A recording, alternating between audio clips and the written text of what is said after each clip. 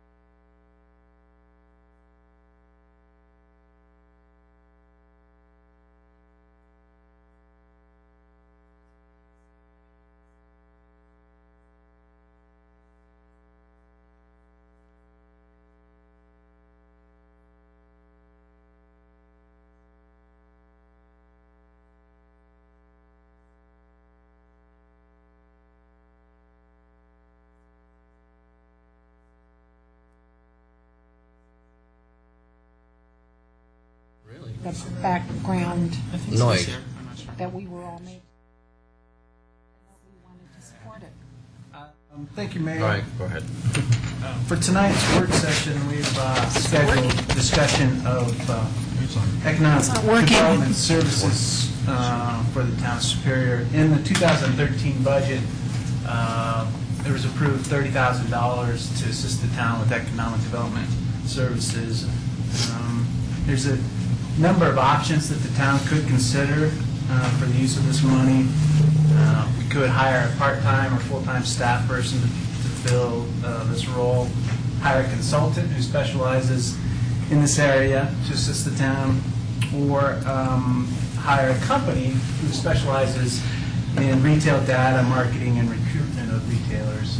And then the last option that's possible is just continue as we have been and fill this role with the current town staff. A number of cities throughout the region employ the services of a consultant to assist them with these services, including our neighbors in Louisville and Broomfield and Boulder and Westminster, just to name a few.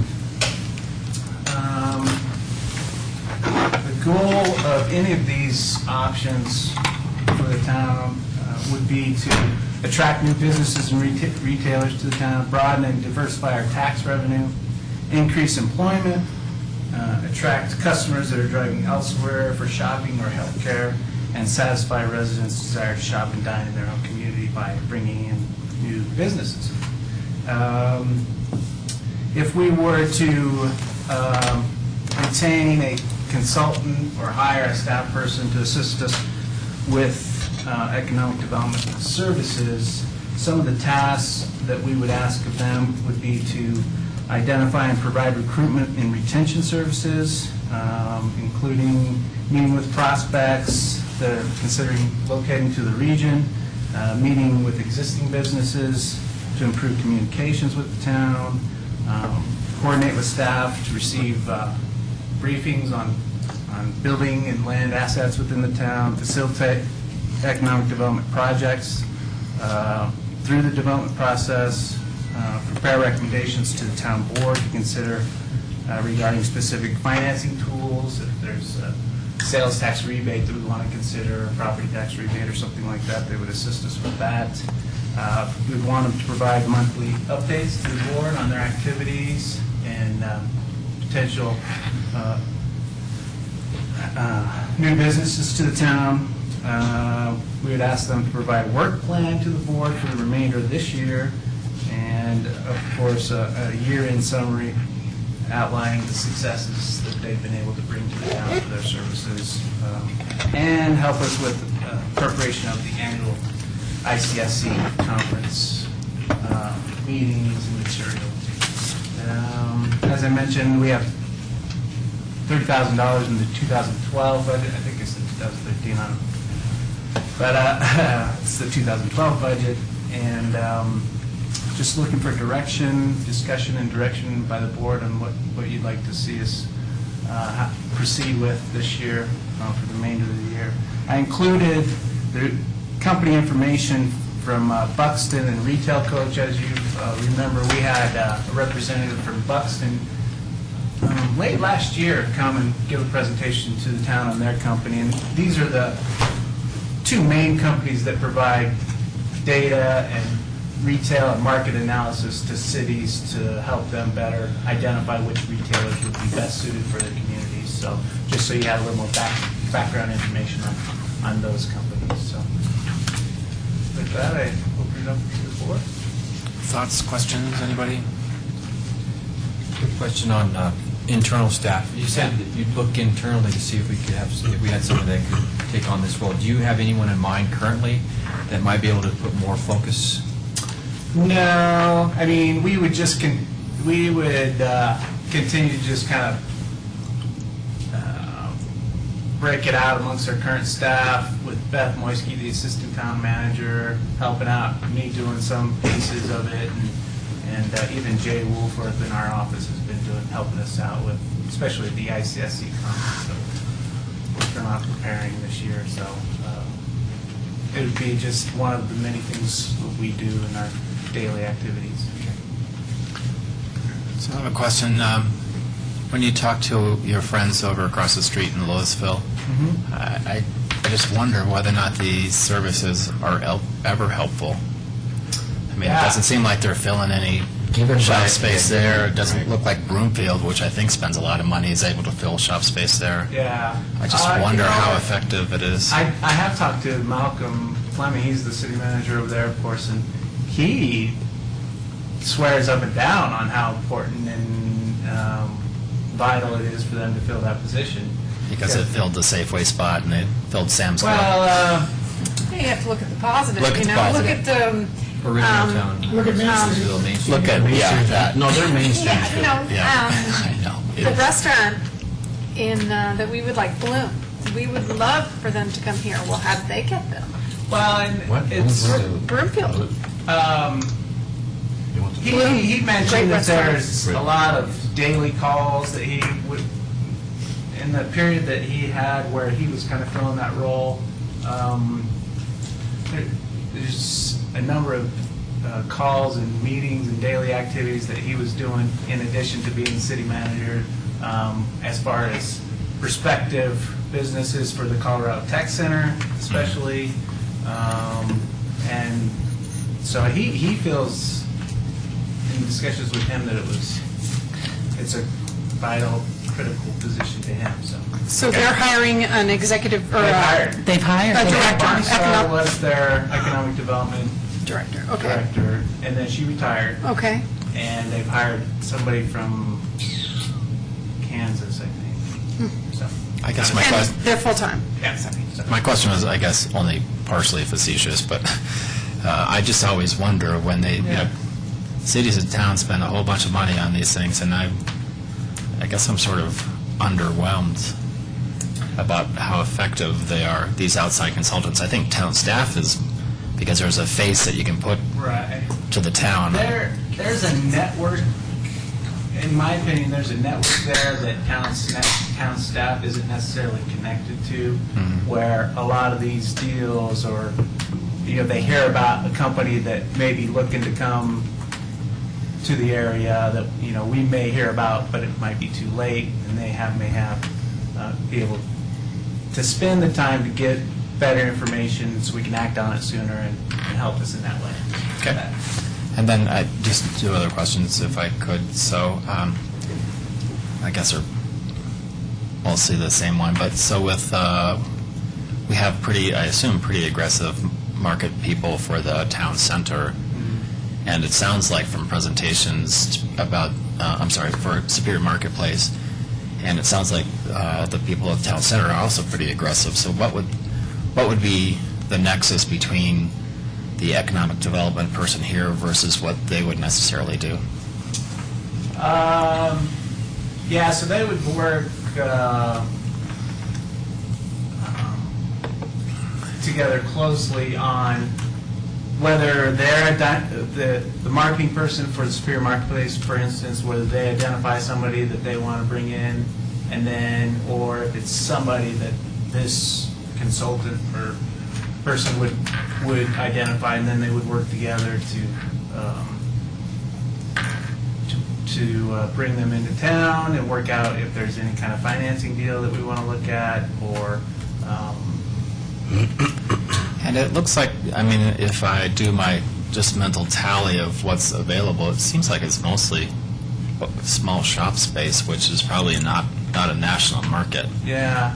So, Well, it's the 76th Street properties is a potential area for some maybe a larger type employer or business to relocate to, and then the town center, we're going to need a couple of good-sized anchors, I would think, or at least mid-sized anchors, or and potential on the south property even more so.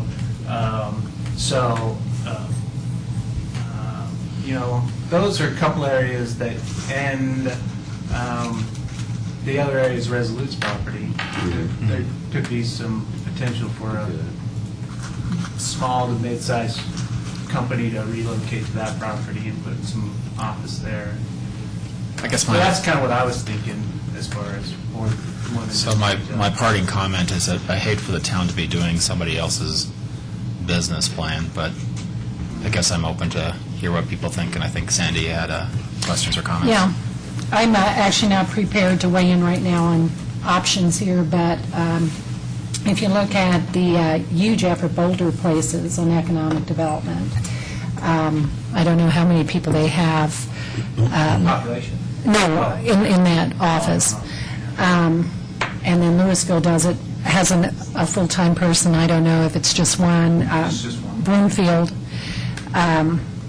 So we're surrounded by communities that give some focus to it. And certainly Boulder gives very serious focus, and I think Broomfield does too. And I think Bonnie did a great job, and I expect this other person to do a good job as well. So that would tell me that we in Superior need to do more than we're currently doing. How we get about doing that, I'm not quite sure. So the option isn't clear to me at this point, but the need for focus in this area, this goes way back. I think given what our competitive communities are doing is pretty clear to me. Okay. Ilya? I just think that the 30,000 that you have recommended here is kind of a low number if we're going to decide to do it. Yeah. Yeah, I mean, we're almost halfway through the year. So, Okay. So that's for the remainder of 2012 then? yeah. So we could actually, actually we can't. I was going to say we could put it in the budget for 2013, but we can. did that. We could do that. Do that. We can amend that. Well, Why don't we do the we're budget? developing. But Yeah. that's a whole year from now. Yeah. Half a year. Well, compilation got to start in 2 months. Okay, I'm losing what year Yeah. we're in. Yeah. No, we can still do it for 13 for sure. I mean, I guess the one thing that I would be opposed to, and I don't know, maybe I'm not sure which direction you were leaning inside your head, and I won't say that you need to say one way or the other, but I would be fundamentally opposed to hiring an FTE for that because, I think a short, quick calculation is that we're talking probably $90K with benefits year after year, so it'd be hard to support that. Joe? I kind of agree with the not FTE. First, I kind of think an FTE would be less likely to have access to the nationwide resources that the consultants A consultant would have, yeah. would most likely have that are in this business.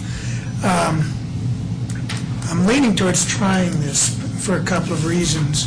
I have some trepidation. There's a little bit of overlap with what somebody's doing for us with the comprehensive plan. I know that's more general and not specific. I'd like to try this, and it does, I have the conflicting issue of, well, we have developers who are supposed to be, and actually have an economic interest in finding people to fill the empty spaces, and so, but I think any help we can get to marry people that are interested together makes some sense. I also would like, I sense we're kind of foundering a little bit on what we want to do with incentives, and maybe some help from a consultant in that regard, number one, on what might work, and then afterwards, I've heard Lisa mention this many times, and it makes a great deal of sense on many programs that we do, some kind of measurement of success. Are we just feeling good about this, or is it really helping? We need to have some kind of measurement in this of, is it helping, does it work? That we'd have to come up with ourselves, but at least some kind of reporting mechanism from a consultant would be helpful with that. But I wonder if we put 30K into our incentive plan, if that would be more beneficial. part of it is we don't even know what incentives are beneficial, and that's why I think we're foundering a little bit, you know. And is it small business? Is that really what we want? We have incentives for big companies, and of course they're not necessarily flocking in. We'd like them to be flocking in when we do town center, but you know, just we have some ideas, and we're not sure which makes sense. And I'd like some help with that, and then some measurement of is this good or not. You know. So I kind of see like the town center is almost like a standalone to me, especially with Explorer being in the picture, but Resolute 76 in Superior Marketplace. And maybe in Safely? Oh, yeah, okay. Maybe 30,000 for a consultant for those specific areas would be reasonable then, you know, as a getting started. And maybe Yeah, I mean, if the board wants to proceed with a consultant, you know, we'll do an RFP, and that'll take some time, and then we have to go through those. So probably be June, you know, before there'd be some sort of action by the board on choosing somebody. So I think 30,000. for 6 months. And then you can, over that time period, evaluate and decide if to continue or expand it in 2013 or what you wanted to do. That's another option as well.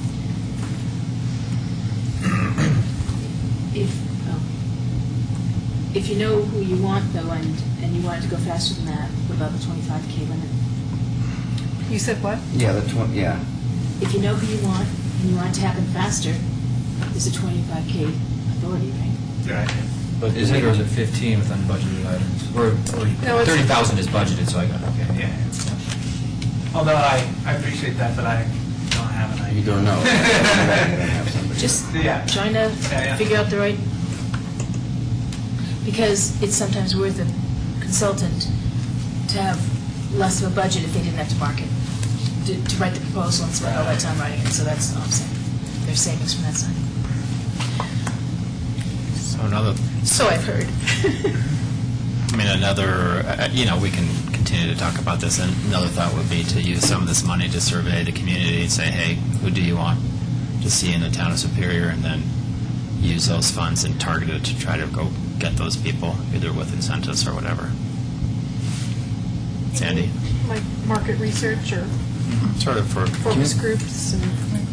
I'm hoping some of that comes forth in the comp plan, public meetings, and the town center public meetings, in terms of what it is the community is looking forward to, or and certainly we can include that question in the public meetings. One, we're going to ask amenities, are you interested in it? Two, we can ask what retailers or services or restaurants or whatnot people are interested in. We can start developing that and having that dialogue. But all this raises the issue, and Andrew, I think you asked it, but I'm going to ask it again. Timing of all this, because we've got a comp plan review in process, we've got a town center PD thing in process. Do we, and we've got some natural time this is going to take, let's say June. Do we wait until the end of that town center PD process, to the end of the comp plan process, to where some of this is a little more clarified, to actually bring this person on board, or is there merit to bringing this person on board during that whole thing? No, I don't see any reason to wait myself. I mean, there's other needs, areas in town that we could seek out companies for. Marketplace, 76th Street, Resolute, Zaharias. Yeah. So, To me, the comp plan was sort of, review process was intended to ferret some of that sort of stuff out, just by itself, without yeah. the hiring of any economic development person. Deborah? I also think that not only polling the residents, but finding out what economic development hole there is in this region that we could fill, so that we can get residents from other communities actually spending money in our town. We don't want to bankrupt our residents by polling them to find out what they want in the town, necessarily as much, as we want to find out how to pull in more business from other areas, from Louisville, Broomfield, Boulder. I mean, we were successful with Costco and Target, Whole Foods, so Superior. there must be some other, Superior. There must be a need that we're not filling in this whole region that no one's thought of that would work well in It's over Superior. the town center. That's the whole idea of That's exactly. creating not just a regional draw, but even a national draw. Well, and that's So- the reason for the consultant, because they're going to have that expertise that we don't have.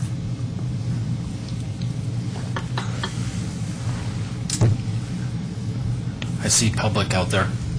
Any thoughts from the public? Anybody representing the chamber has any thoughts about it? Okay. no? I guess, if we're going to do this, I guess I'd like the RFP not to be very boilerplate. I'd like for it to say, hey, these are the properties, these are the processes that are happening right now. How would you integrate your services into that plan? I mean, yeah, we can do that. That makes sense. We did an RFP back in 2007 when the town hired former town manager and went through that process, and then a different direction was pursued after he came on board. So, I mean, we'll dust that off and revise it, incorporate some of those elements. What do you mean a different direction? The direction not to hire a consultant for economic development. Really? Can you give us more of a summary on that? Why was that decision made? What was the intent of the RFP, and why was the decision made not to go that direction? Well, the original intent was to bring in somebody with expertise in this area to assist the town and help with recruiting different companies, retailers to Superior. And then when the former manager was hired and started, he felt it was could just be handled with staff internally.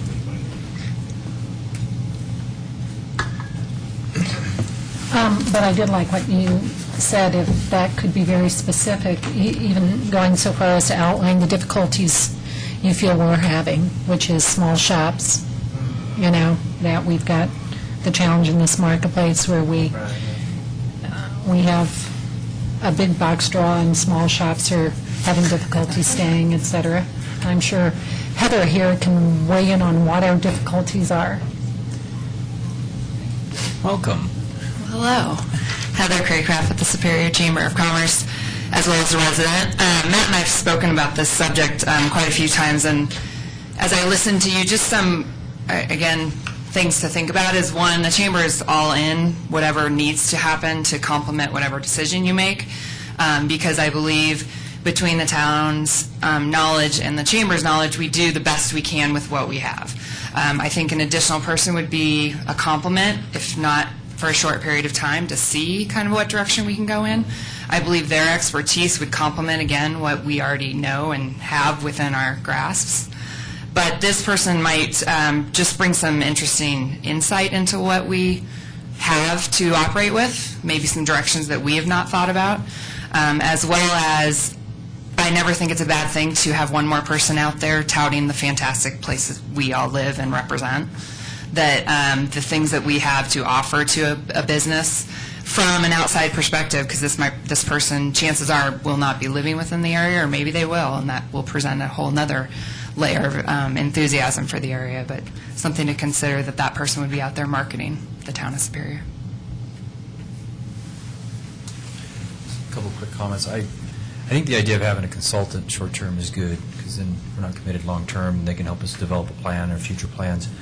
But I think one of the bigger issues, though, is once a consultant's done, is the constant going back to the businesses and visiting with them and developing those relationships and understanding their problems and how the town and the chamber can be a better resource for them.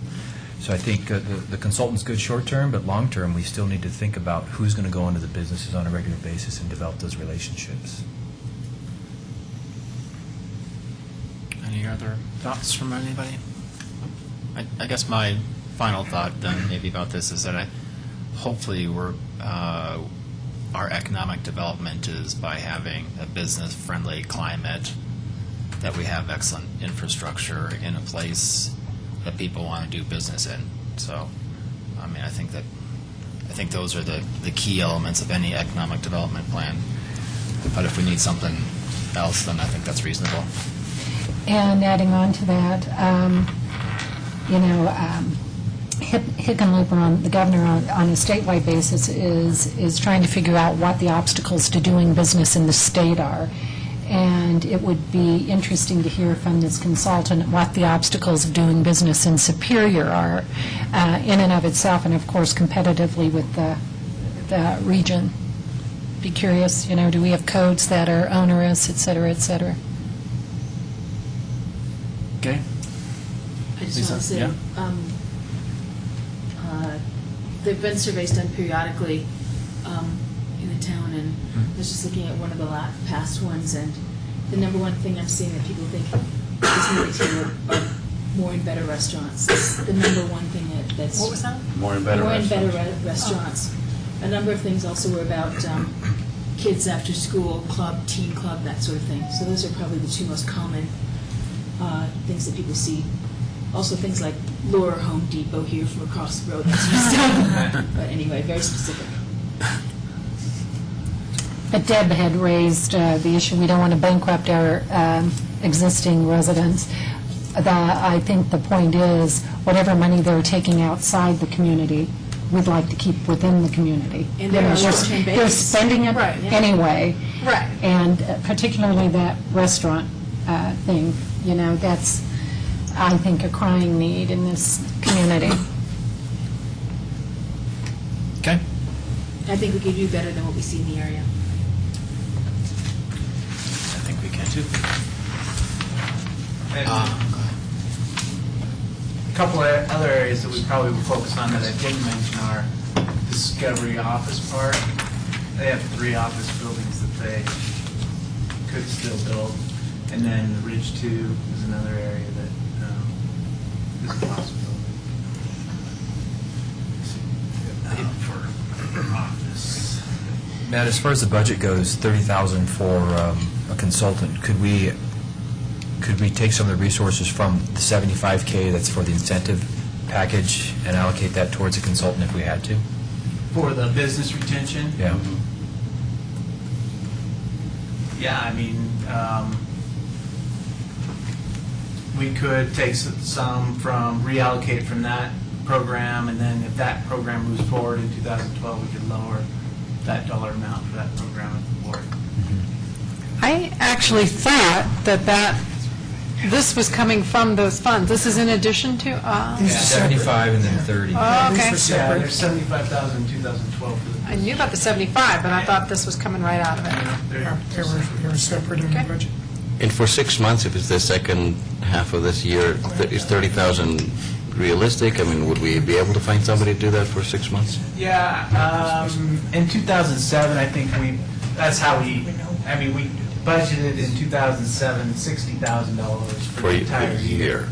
And so, And I'm assuming the consultant will not be working exclusively for Superior, but they will be, no, yeah, Right. that's, okay.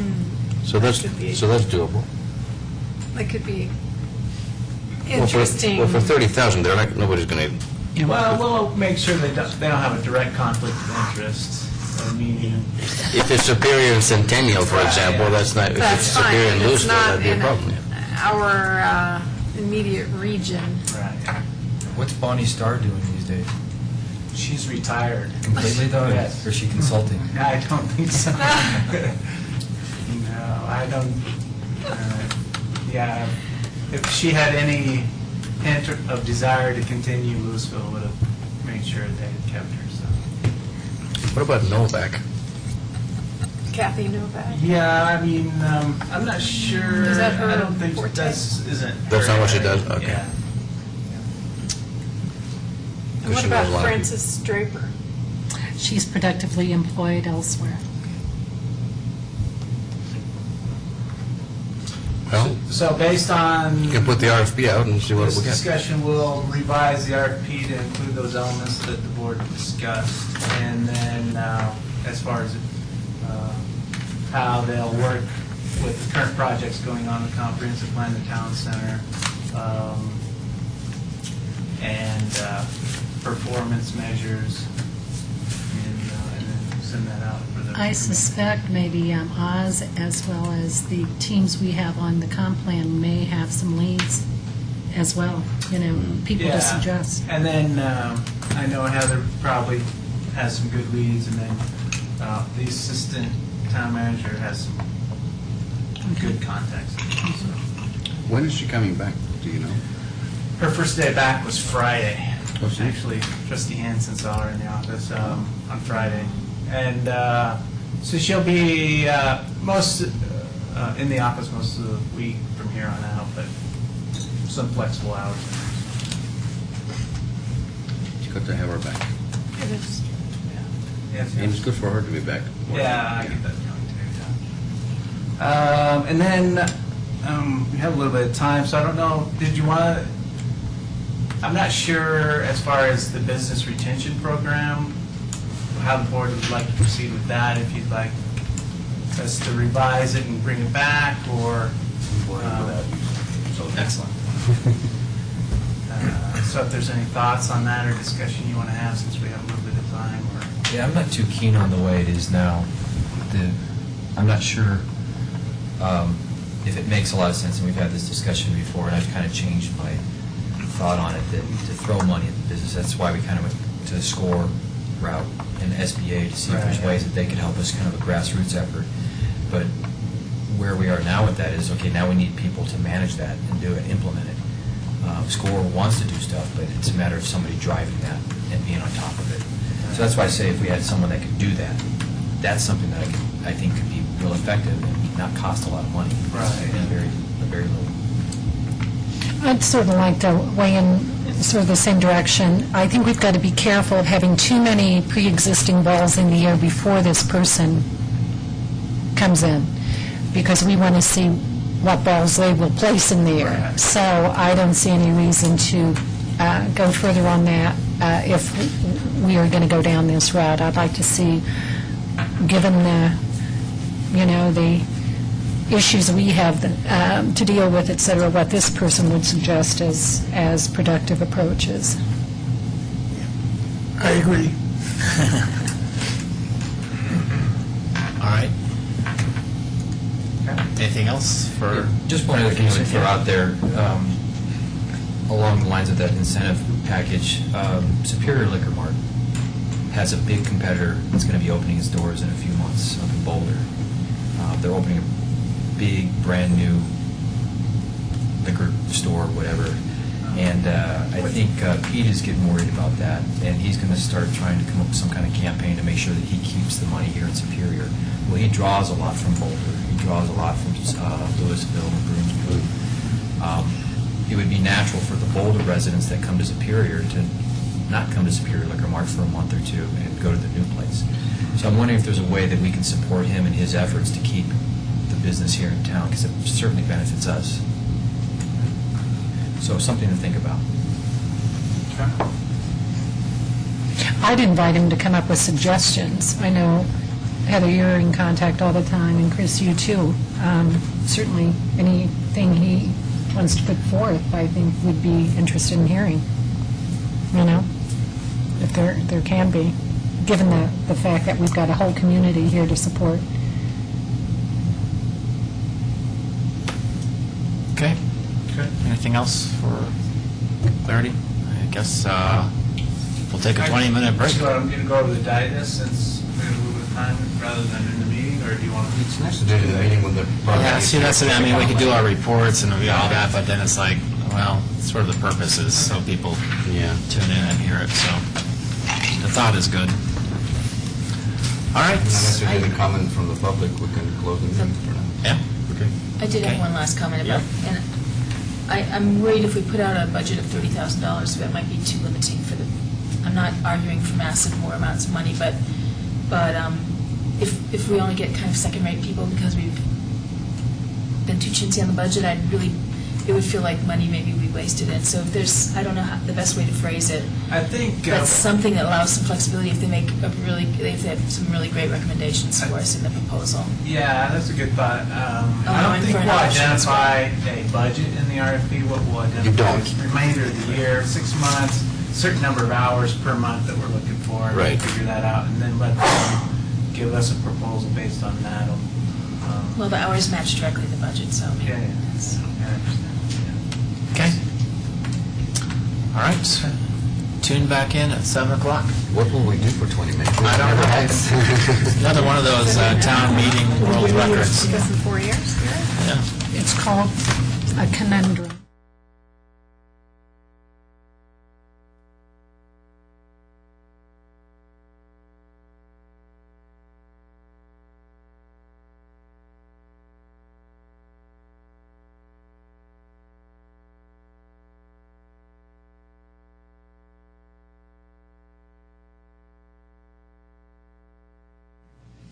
So I didn't see mention in here about the economist committee. Let me put it on. That's interesting.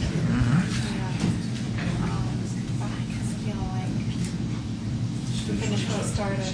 Could be they just weren't mentioned. Christie's Joe Cirelli. Here. Chris Hansen. Here. Sandy Kennedy. Here. Lisa Schumer. Here. Deborah Williams. Here. Town Manager Matt Everett. Here. Town Attorney Kendra Carberry. Here. Town Clerk Phil Sargent. Thanks. That brings us to item number 3, approval of the agenda. Are there any changes to tonight's agenda? I'm going to request to move G to follow the consent agenda. So, Okay, I'll second that. okay.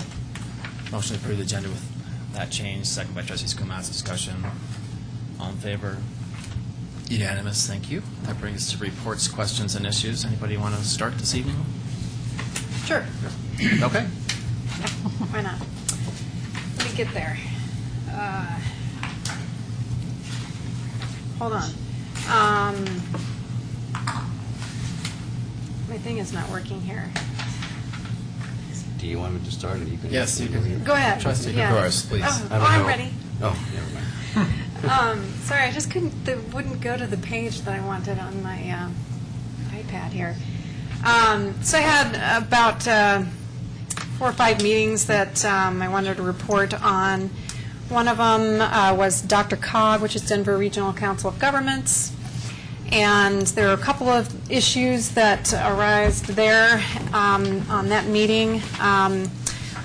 One is US 36 was looking to get $15 million off the top of what they call transportation improvement funds from Dr. and they wanted it off the top before any projects that have already submitted their RFPs and for the process of getting that tip money. And instead, at the last minute, we instead went with a kind of a combined new call for projects, so that would allow US 36 to bring their project forward, which is the BRT corridor for Phase 2, so that they could submit that and the 15 million not off the top and compete with new projects as well as the current projects that were already kind of passed up during the first principal funded projects selection for the TIP funds. Then there was a new bill that was introduced, well, it wasn't introduced. It was kind of, they're calling it the Beltway bill. And there were a lot of issues with that bill. Nobody's really seen a final draft of the bill. We've seen parts of the bill, and there are several different versions out there. So Dr.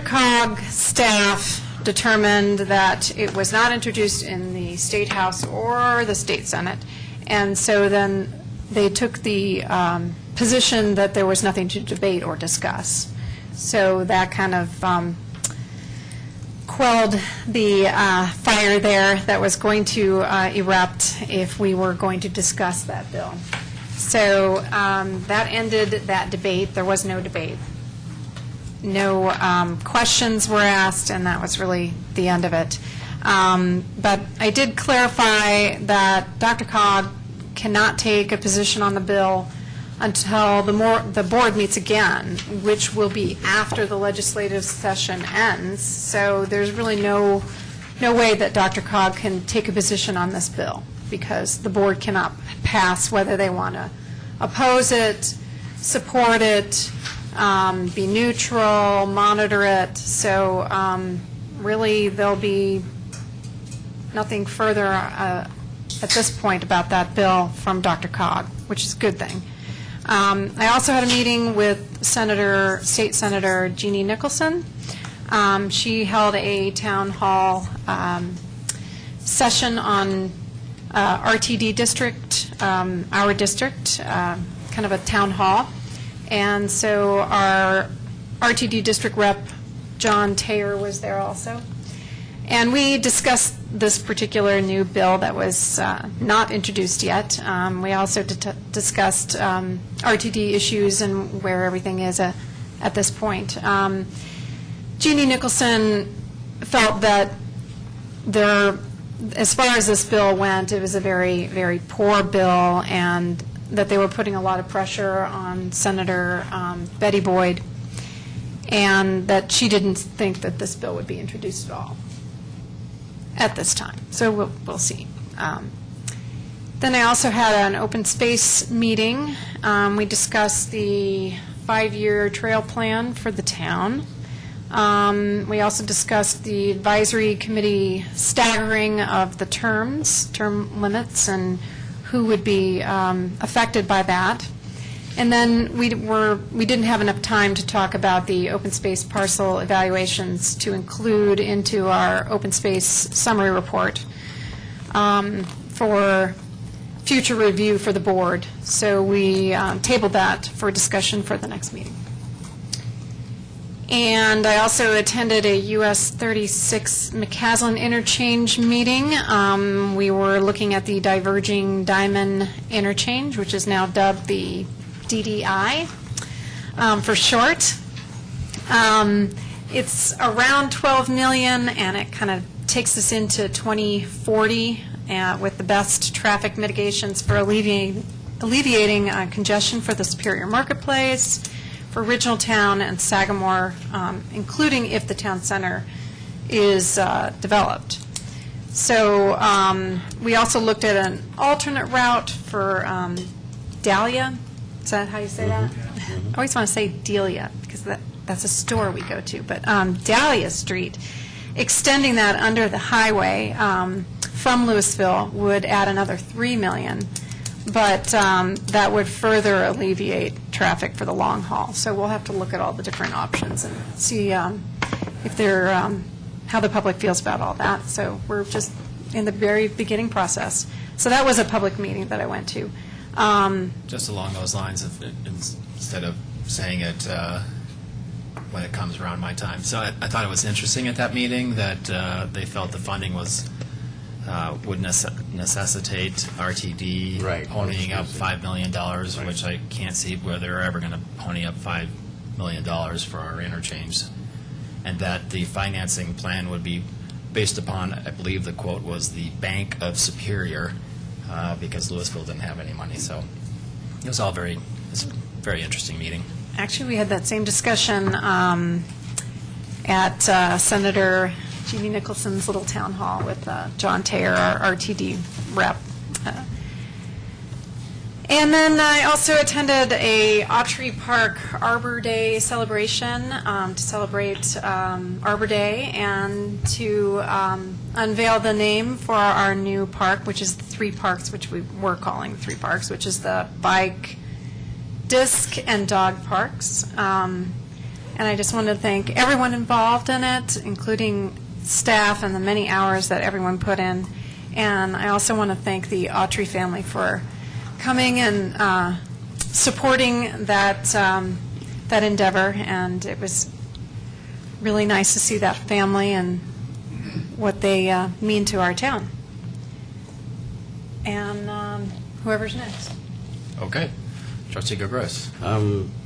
I just want to thank staff for taking care of the graffiti in a promptly manner. Yeah, we're The bridge Good looks at looks good again. And I'm really sorry that I missed the Arbor Day. That's like my yearly favorite event to attend. I was out of state, so I missed that, and the naming of the park. So it was a good turnout. great weather. Yeah.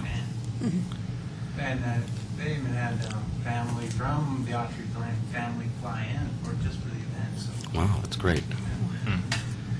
Then we had a special meeting as a board meeting last Monday to discuss the potential bill, the dominant eminent domain. So just the short of it is that we were unanimously opposed to it, and had some good comments from the audience as well, and we passed a resolution opposing it. So, and hopefully this bill is dead before it even comes to the floor.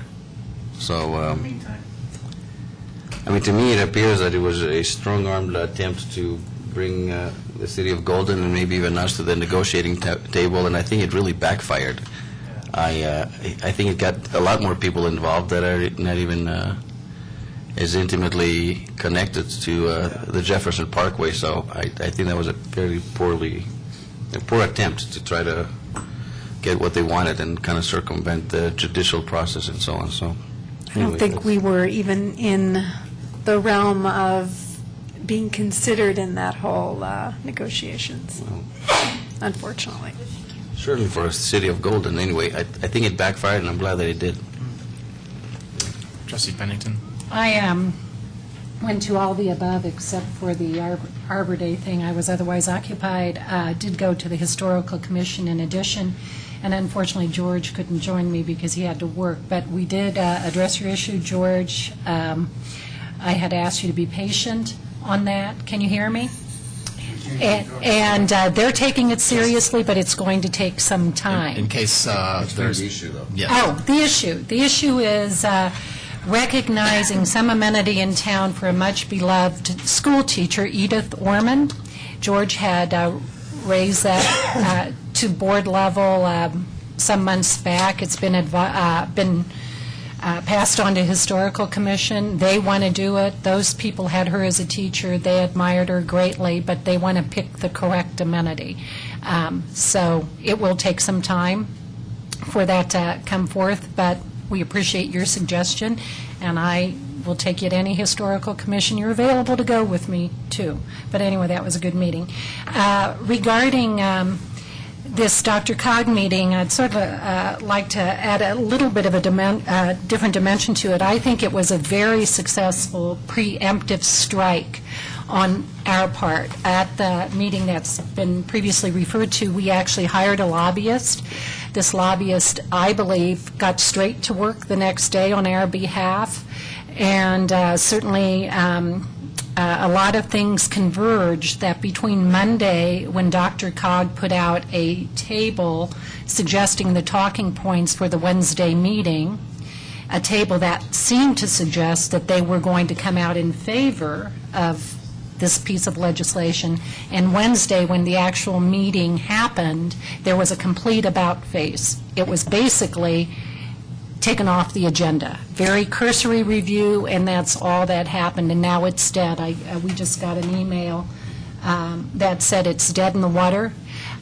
There was no sponsor who would risk his or her neck to sponsor the bill, and so I think it was a very successful preemptive strike. I think a good use of town money to launch this preemptive strike so we don't have to fight it, at least in this session. I do think anybody who believes I'm in the camp that this is going to be revised and come forth next term. So I think all of our work was well placed and well positioned for putting us in a good position next term. I wanted to put forth, Matt, sort of an email that got lost in this whole Beltway opposition mess, was an email that suggested we honor our retiring advisory committee members. Wanted to encourage that. Did you want? Just, so in the past, we've mainly done that through a proclamation that's presented at a meeting. So we could continue with that process unless there's something else that the board would like to do, other than maybe reinstituting our volunteer appreciation dinner, inviting them to something like that. But typically what we've done is a proclamation that's presented at a meeting. So there's a few that have resigned recently or come to an end, whatever you want to put it. Have we done proclamations for them? Not yet. Not yet, okay, but we do plan on doing that. Unless there was something else that come out of a suggestion or discussion, but that was the plan. Well, let me throw out another thing. Part of this advisory committee rewrite was to really raise the awareness among the community of the opportunity to serve on an advisory committee for the town. And I had put out, in response to Deb's email asking for recognition for the retiring, a query about whether or not I'd like to suggest an open house done at least once a year, in which we actually invite residents to attend a brief presentation by each of our committee chairs so they can sort of promote their committee, promote what the work plan's coming up, and actually make that sort of a bit of a social gathering. And I don't know if we plan to do that between April and June when we hope to fill these available spots. Could that be somehow, could we work in the recognition at that point? I don't know if that would be an effective time to recognize. I think it's better done at a board meeting. Okay.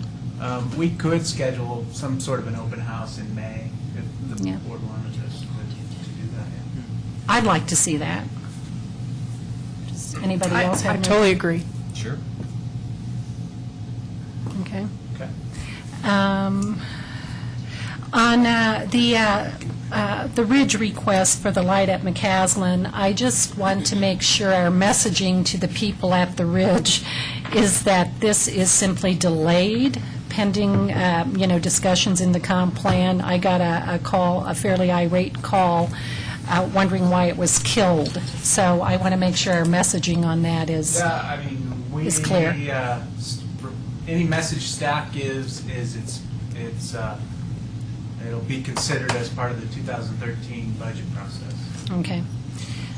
That's good with me. And then have we heard back from the Shan Chan Chu family about the egress and possibly using their property? Martin Toth has contacted her. She indicated she wanted to discuss with her husband and then get back to us. And we haven't heard back from her, but we will follow up probably Okay. later this week. Excellent. And then just two follow-ups. I had brought up the idea of possibly televising the public comp plan meetings and now the town center public meeting, maybe having Brandon film those. You said maybe you just put some sort of summary out.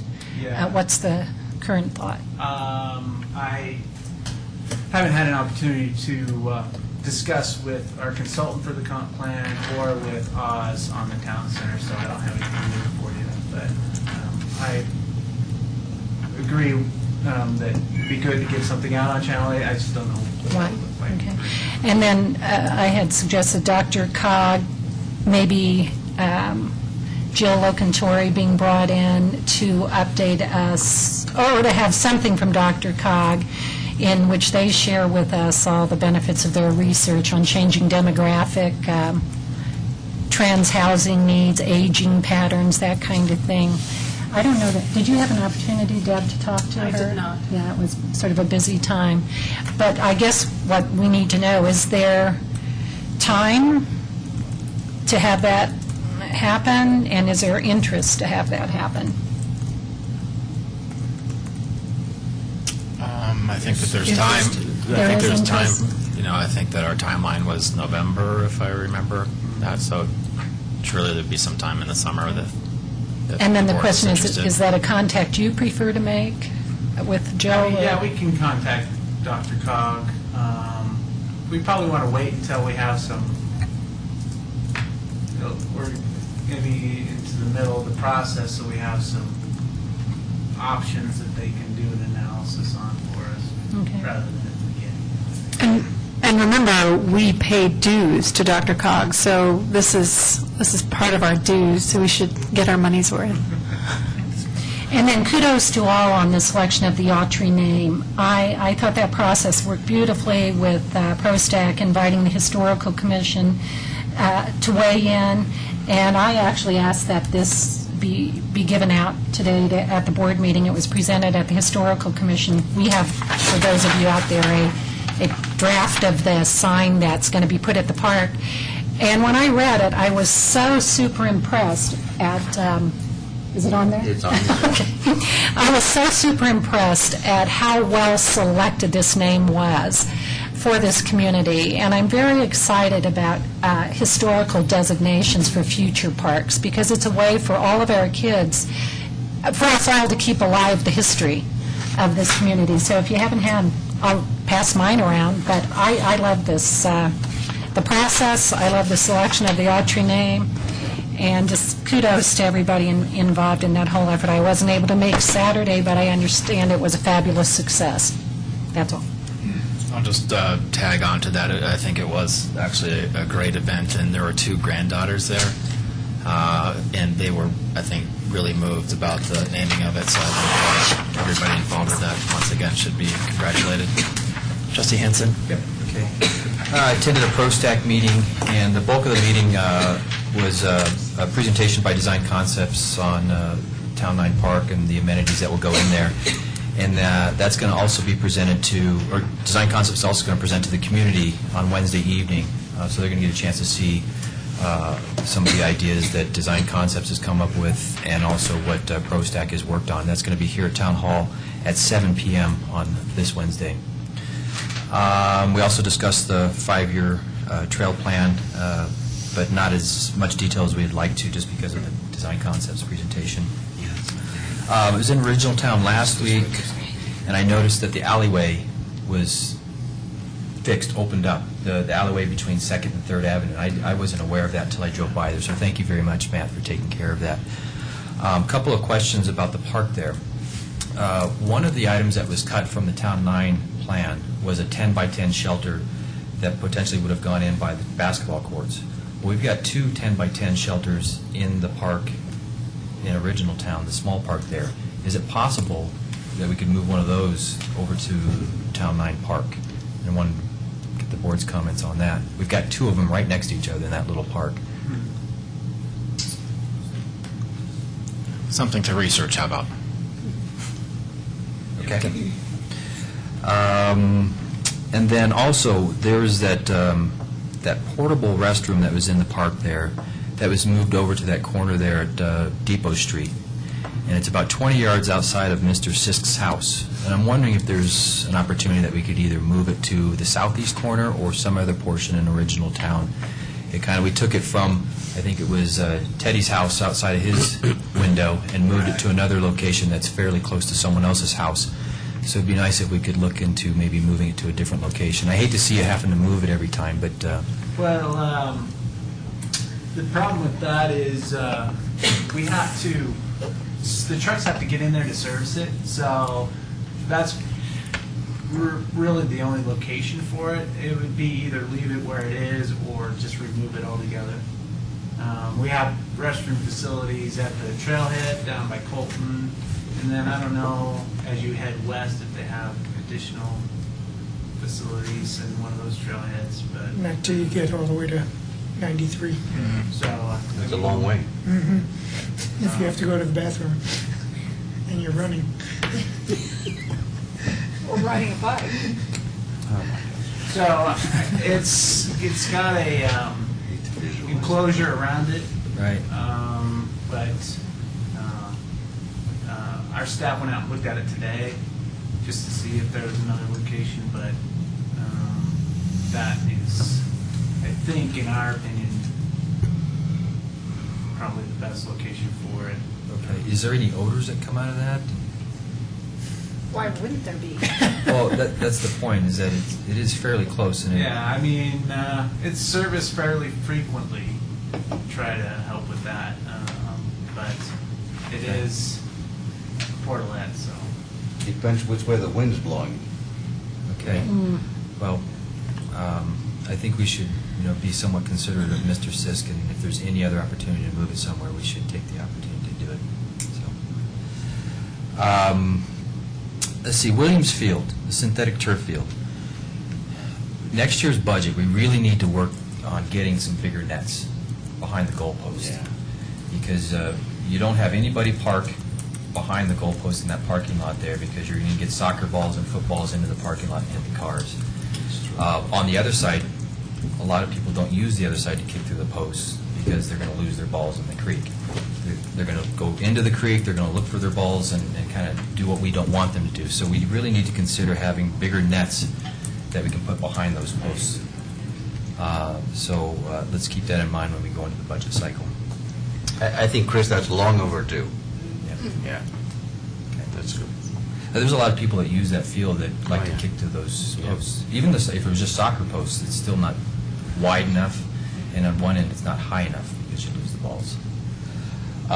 2 weekends ago, we installed some more equipment and mats at Superior Elementary School with 8 volunteers from the Superior Rugby Club went out for 2 hours and put in this equipment, and Manny and Matt from town staff came down and helped us out. They brought a backhoe to help lift the equipment and put it into place, so thank you very much for them coming out and giving us a hand. And then lastly, I spoke to Ms. Eikonoy, the principal at Superior Elementary School, about putting some kind of brochure or flyer into the Friday folders announcing the comp plan opportunities that we'd like to have residents come and participate. She said it's absolutely possible to do. Her concern is the manpower to put this additional slip into the folders. So what she offered up was, what about their email list? They're happy to take a flyer that we put together and email it out to all the parents, and then also include it in the PTA newsletter. If we have dates or anything that we'd like to attach to that, then we can send it to her, send the artwork to her, or however we want to handle it. But she's definitely open to working with the town and getting the word out. Yeah, and that's easy for us to forward on, so. Okay. Are we e-blasting? Yeah. Okay. Yep. Justice Israeli? Very briefly, I attended the McCaslin Interchange meeting that was previously mentioned, as well as the Arbor Day celebration, which I thought was fantastic. I can't emphasize enough the great efforts put into Archery Park and the Arbor Day celebration. I'm appreciative. Tied in with that, I agree with some recognition of volunteers is greatly appropriate. Trying to remember when we stopped the volunteer appreciation dinner, and I assume that was because of budget issues. If there's any way we could regenerate it, it would be nice. One of the great assets of this town is the volunteer efforts, and can't say enough thanks to those people. That's all I have. Trustee Skumats? My dog and I attended the Autry Park opening as well, and I attended the interchange, the Diverging Diamonds meeting, and a couple of comments about that. One was that I'm again disappointed that no one from Louisville Council showed up. I think that there were some really interesting findings about what had the best payback or return on investment, and the Diverging Diamonds was the second best, with the Loop being the first best. I think that the Diverging Diamond could do even better if it just struck me as that it was Cadillac designed for the RTD buses, and I'm not that I'm against RTD buses, but $5 million for a nicer way for them to come in and all that seemed overkill. I'm not sure that I think it's a bias of traffic engineers. They want to do the Cadillac and the nice, and the nice to have, and they're not always just willing to start at the but what's the basic alternative. And so I was really disappointed that $5 million was in there. It seemed like it was so big it could really hurt the deal. I won't mention the veto issue. Okay. I attended a chamber event at the Lavie, which was a really nice event, and also a chamber ambassadors meeting. Discussion on the legislation. I did have some discussions with various folks, and one of the concerns I have is that it made it as far as a draft. It did ultimately get that far, and that's kind of concerning. And I think that it's not. I know what we've seen and all that sort of thing, but there's such an investment and such a motivation on the people who've put this forward. I would never call this dead. I would really I want to stay on our toes as much as we can on this. Something could happen immediately because the people have such a big investment in this. I think it's completely not over yet. Definitely not next year, and who knows about this year yet. I'm very suspicious and very nervous about it, and would want us to stay very much on that. Let's see. I had a coffee buzz, and the topics were the legislation and the Jefferson Parkway issues, the committee structure, and the town center and the PD stuff. So people are interested in those sorts of things. The Rocky Mountain election is now, and I encourage everyone to vote. I think it's a really important election. And I also want to support the town's efforts to get 1,000 people to run in the Boulder. I didn't hear about it till late. Not that I'm about ready to run it this year, but I'm actually thinking about it next year. So it would be great if we had 100. We had 875 last year. To get 1,000, the 125 more this year would be really great. And T-shirt, people would have, if you posted a little T-shirt design online that people could download and iron onto their own, T-shirts and look like a team, that would be pretty cool. It wouldn't be hard to upload that artwork. Yeah. So just a thought. And you can buy those transfers at, as a label at the store. So it's very easy. And our bike race doesn't conflict with it this year. I know. So that's a really big plus. And we have a citizens' ride, and I think that we all should be a team and just do that citizen ride.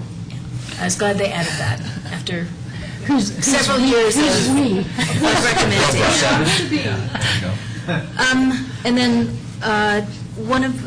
one resident wrote a note asking me about something that's been near and dear to my heart, which is, the sheriff does such a great job on tracking what's happening with crime and the different performance indicators. And they suggested that I talked to that citizen, and we thought that maybe that kind of information, that report could go online, and maybe we could mention it in the newsletter so that people could click on it. I think it's a really telling report, and so, with some comparisons to other communities and so on, I think would really enlighten our citizens about why we do what we do and how really well we are doing, and how much what great response time we have and all those sorts of numbers, I think it would be a really big plus. I don't think it would be very much work for us to do that. The final thing is, I think it will be interesting for us to watch what happens in Boulder. Boulder is considering a plastic bag and single-use bag ban or fee, and I'm not sure whether that will spread, but I think it's something for us to look into. Thanks. Thanks. I don't think I have much else to add. What that's already been said. I did have a couple of thank yous.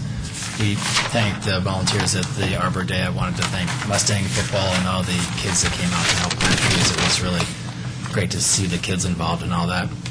And wanted to thank our state senator Nicholson. She's really been an advocate on our behalf in terms of the Beltway legislation. So kudos to her. So, Mr. Magley. Let's see. The activity guide is on the website now, online. We're doing some repairs to the skate park up by the South Pool. The decking on it was starting to warp, and so we were able to get somebody who's a local expert with skate parks to come out and help us with that. So that's going on right now. The Parks Department has contracted with a company called Project Coyote to help us with coyote awareness this summer and education and campaign. Actually, they will also help us in talking to residents and helping them be informed about just being aware. So they do work in other communities as well. So I think it's going to be a good partnership. So let's see. Our first meeting on the Town Center plan development is this Thursday at 6 here in the boardroom. Can I make a comment? Yes. Can I make a comment on that? There's 4 meetings for the town center, and 2 of which I'm not going to be able to make. And I'm hoping that we can consider rescheduling the one in May for an off Monday, if that's possible. Or we could also consider that phone-in option that I recommended. Yeah, I'll take a look. I mean, with the comprehensive plan and the town center PD and holidays, and we looked at. That Thursday is like graduation for 8th grade for. Right. I'll see. I mean, I wouldn't even be able to phone in. I mean, the problem we get into, as you're aware of, is when if we schedule a different date, I know. it may not work for itself, but I'll see what we can do. I'm free every Monday night. We had it scheduled for the 21st, but I'm out of town as well as the mayor, so. You got trumped. Well,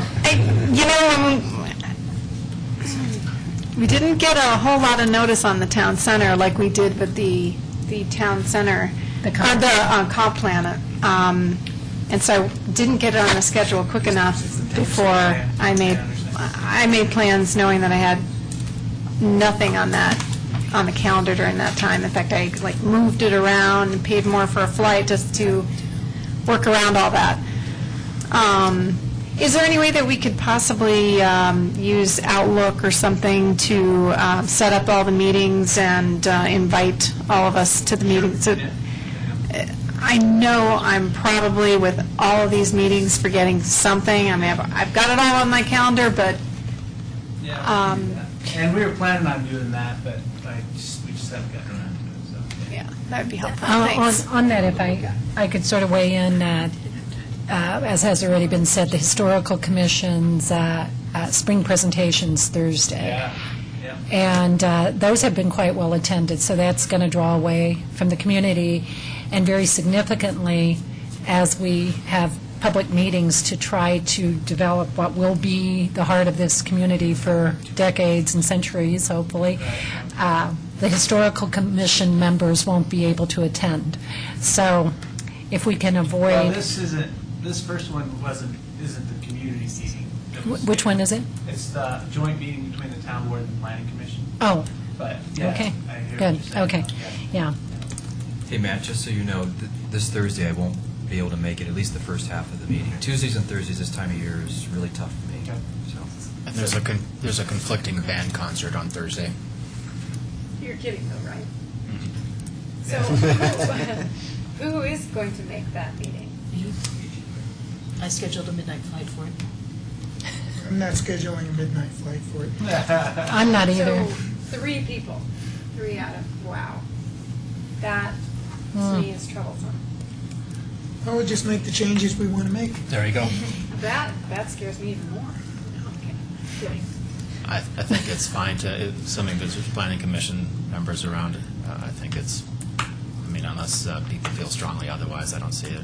I mean, No, go ahead I and think do it and just- several of us will try to be there, or be there late, or be there early and have to leave, but, you know, if we try to schedule everybody's calendar this time of year, you'll never get a reasonable, so I think we should just schedule and move forward. Yeah, I agree. But it wouldn't be a bad idea to do them as Outlook invitations, Yeah, so it I would be agree. easier. Yeah. So I don't have to type it in separately. Yeah. Or write it in. And use Mondays as much as we can. Yeah, those were the first dates we looked at, but. Yeah. Yeah. Okay. Let's see, Calamonte, update there. There is a bank in Nebraska that's also under the name of First Tier, but it's not connected to the Colorado First Tier that filed chapter. And the FDIC took over. They have an ownership stake in that property, and that's been the holdup. They've been negotiating with the FDIC on what they would find acceptable as far as the sale price. And what they ended up doing, it sounds like, or going to do, is they're going to buy the property from the FDIC and then market it to sell. So that has been this whole holdup on trying to get the property sold to a developer. So once the transaction happens with this bank in Nebraska and they buy it from the FDIC, we'll meet with them as soon as we can and see what we can do to get that property sold to a developer to get that project back underway. So that's, this whole time, that's been the holdup. Let's see. And then the last couple of things, Rock Creek Grill and Bar, they've submitted for a sign permit, so hopefully they'll be able to get that installed soon. And then Land Rover has submitted for new signs, a whole sign package for their dealership, so you should see those go up in the next month. So. Looks like they're doing better, like their cars are selling. Yep. Town attorney? Nothing for me, thank you. Town clerk? All right, that brings us to item number 5, public comment on consent agenda and non-agenda items. All right, my name is Christopher Smith. I'm running for re-election to the Rocky Mountain Board of Directors, the Rocky Mountain Fire District.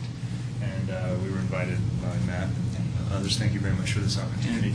I don't have a lot to say. I just basically want to point out that, let me first tell you a little bit about myself and then a little bit about what we've done as a team, shall we say, since the Rocky Mountain Fire District was formed.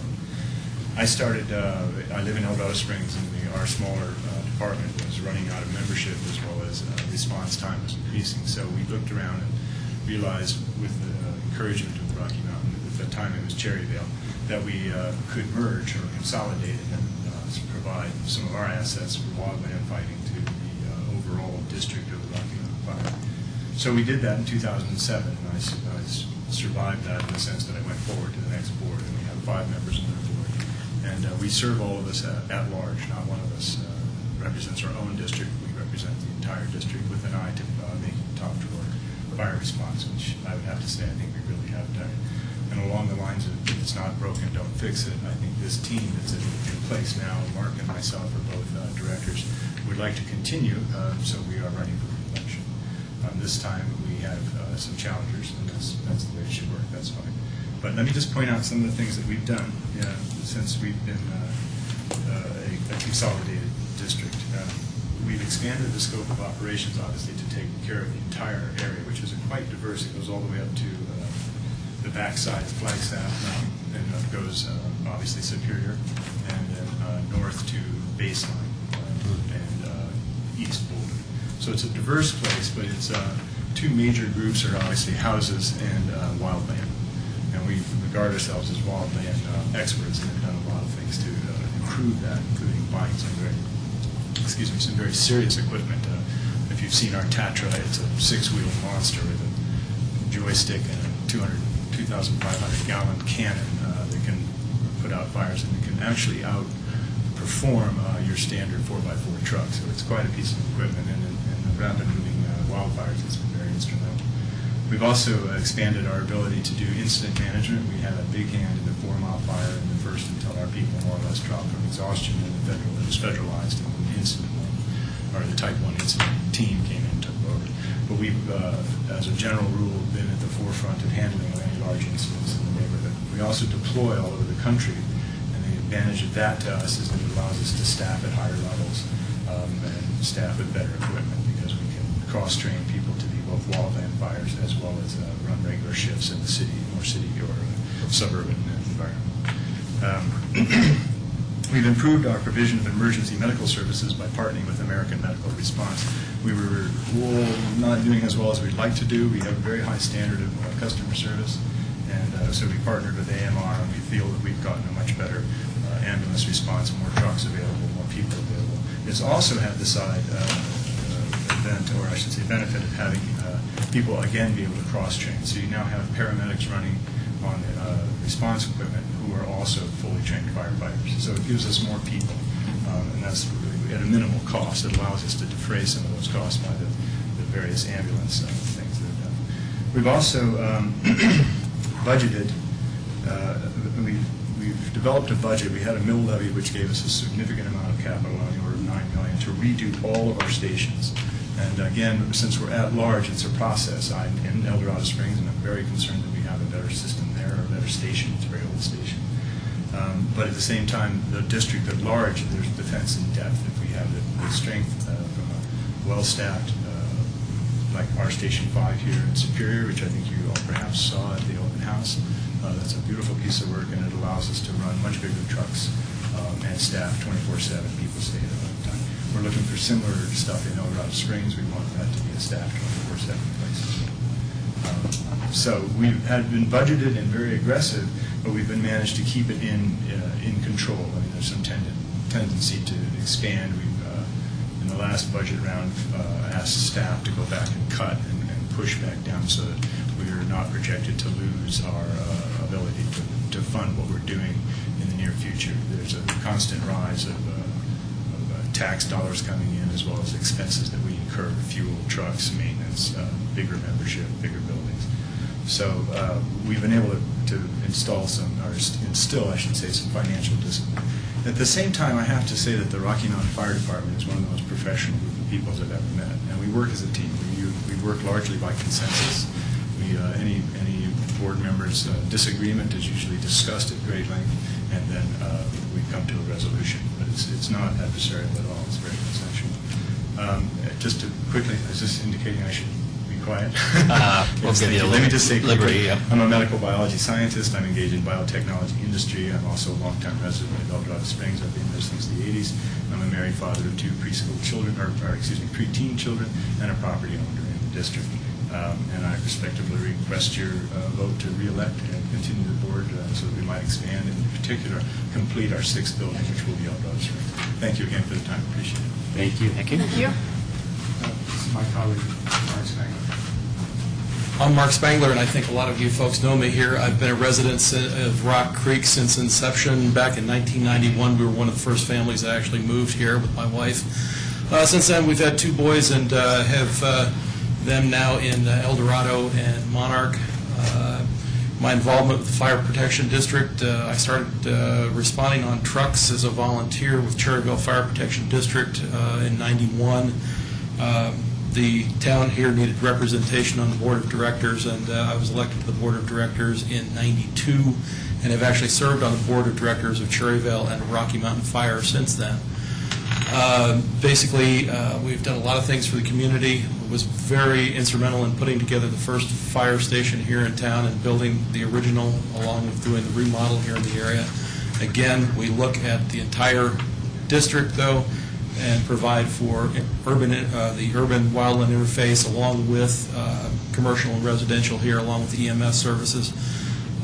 Basically, Chris went through a lot of the things that we have done, but again, I'm looking for your vote also. And would like to open up, find out if you folks have any questions about the Fire Protection District and anything that's happening at the Fire Protection District level at this point. Questions? Okay, thank you. Okay, thanks. Thank you. Additional public comments? Jim Payne, Superior Resident, Chair of ProStack. I just wanted to add to Trustee Hansen's comment about the upcoming meeting Wednesday at 7 here in this room for community meeting on the Town 9. And for those northern neighborhood residents who might be watching, this is the final, this is the end of the process. So I know it's been a long process and there's a little bit of fatigue with some people, but this is it. So we'd very much like to get your input from residents on these final pieces that we're trying to put together before it goes to you, the board. So I just wanted to emphasize that. Thank you. Thank you. Additional public comment? George Cucker, Superior. A couple of questions. First of all, I hear that you passed the green ordinance pertaining to the sprinkler system and new residential. Is that true? You did not take the recommendations of the staff. Is that true? Mm-hmm. And why did we do this? Put this debt on people that own property in this original town, such as myself, another $10,000 if I want to build a house. That should not be made mandatory. It was, and why? Well, it was a recommendation of the fire department, so that was part of it. I'm kind of thoroughly disgusted with the fire department to begin with, and I'll just politely tell you so.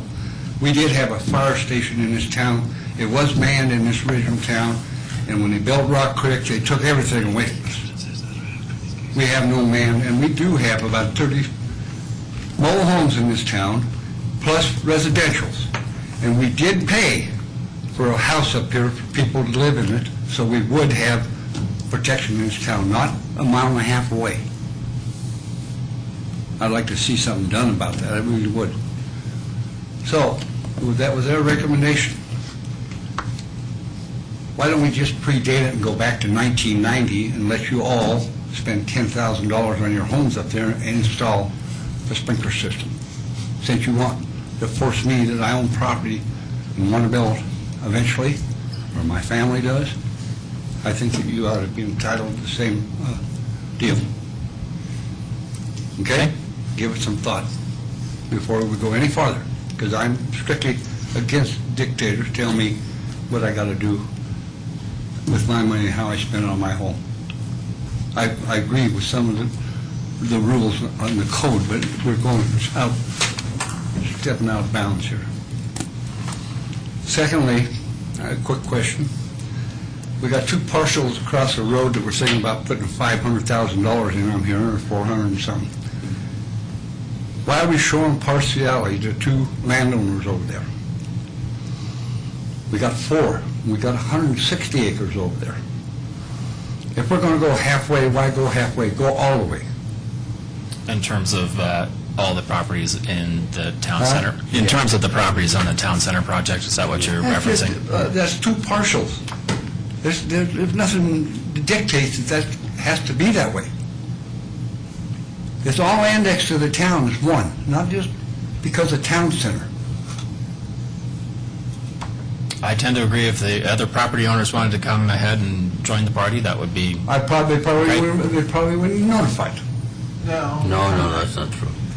The Spicer property? The Anderson property? I know Spicer's wanted to do something with theirs for quite a while. And the Spicer property and the Shuck property and the Anderson property are all, they all have a zone. They're all zoned, those two are zoned office, and then the Anderson piece is zoned regional activity center. Whereas the two properties that we're moving forward with are zoned urban reserve, agricultural urban reserve, so Well, you see where I'm coming from. We got poor partials over there. In 1975, we sure didn't get no help from these two partials to help us get water in this town. We were rejected. In 1978, they went to the city of Louisville because they thought they could get water, and they didn't. So they come back to the town of Superior in 1998, and now we're donating $500,000 for their project to go forward. What's the guarantee on it that it's going to do that? And secondly, like I say, there's 4 partials over there. Let's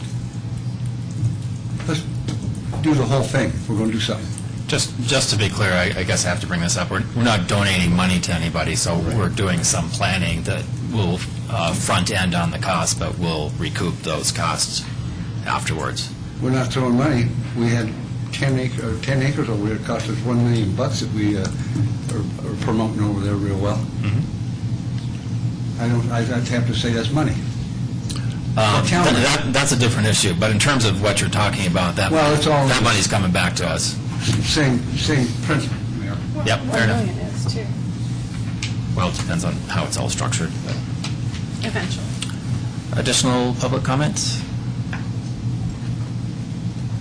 Seeing none, that brings to the presentations, which we don't have any tonight, which then brings us to consent agenda. Remaining on the consent agenda is approval of the minutes of the March 19, 2012 and April 9, 2012 Board of Trustees meetings, acceptance of the minutes of the Open Space Advisory Committee and the Parks, Recreation, Open Space and Trails Advisory Committee meetings, adoption of a resolution approving an intergovernmental agreement with Boulder County for polling place locations, adoption of a resolution appointing municipal judge, adoption of a resolution appointing an associate municipal judge, and adoption of a resolution modifying the fee schedule.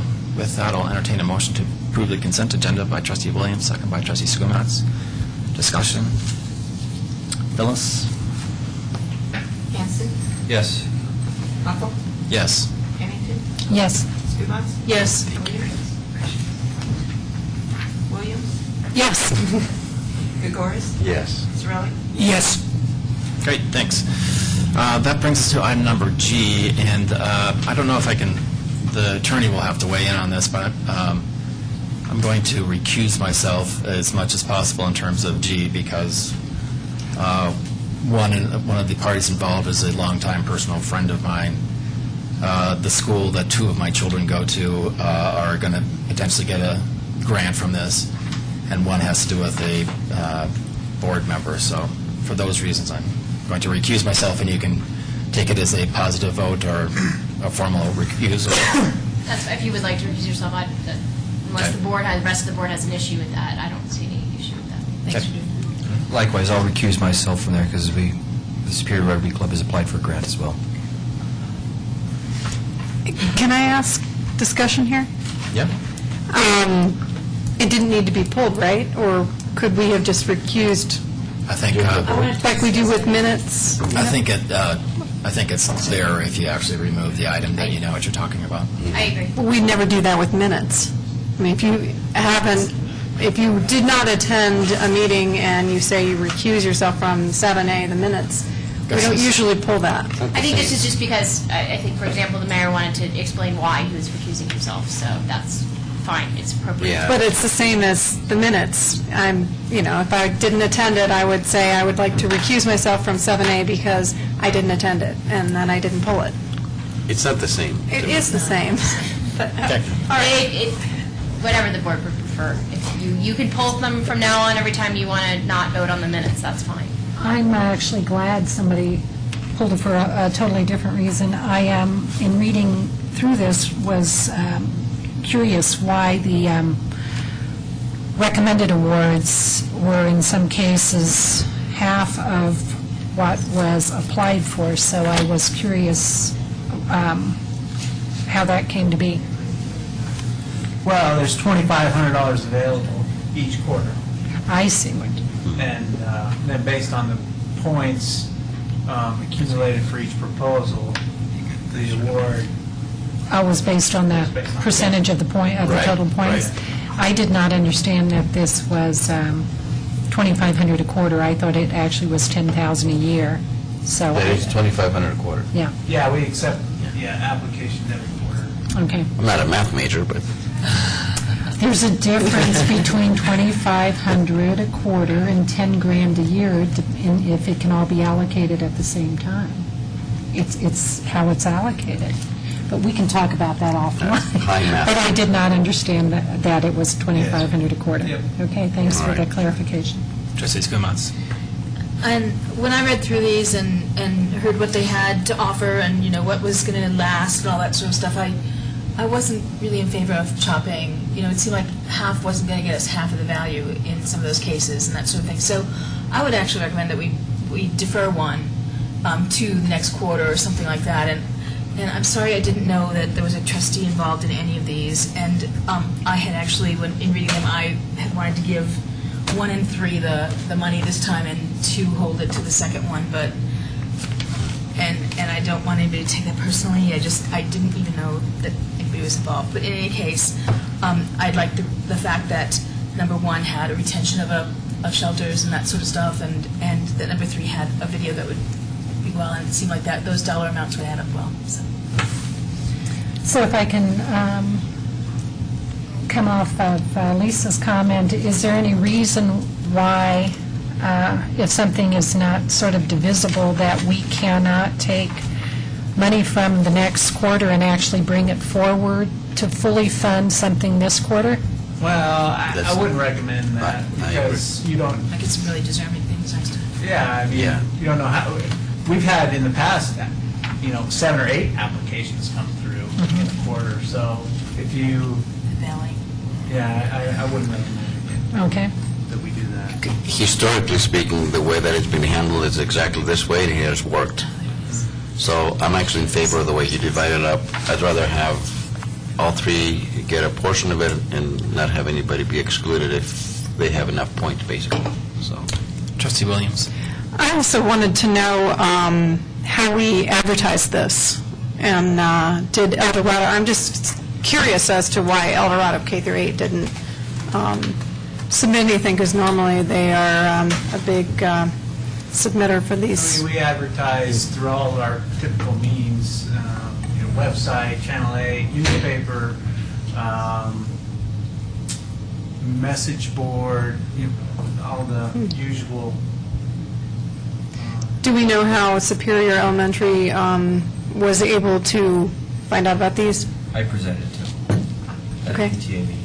Okay. Do we know if El Dorado K-8 knew about it? I have no idea. I think it might be helpful, Matt, if you just maybe take 60 seconds and explain the process of how the points are awarded, so people can understand how you came up with 14, 10, 12.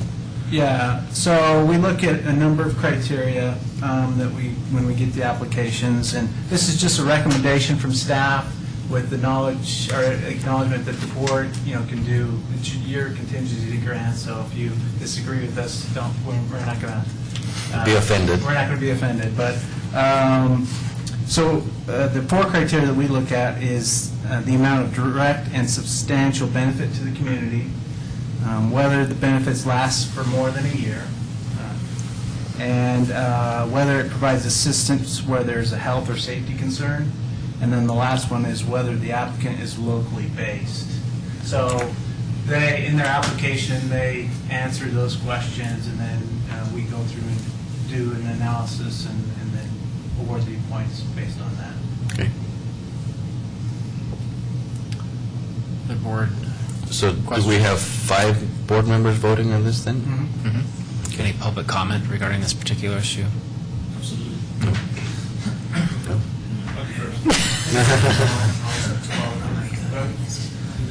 Good evening, everyone. Thank you for the time to speak in front of you today. My name is Carl Nichols. I'm a resident of Superior for 6.5 years now, even though my accent may not tell you that.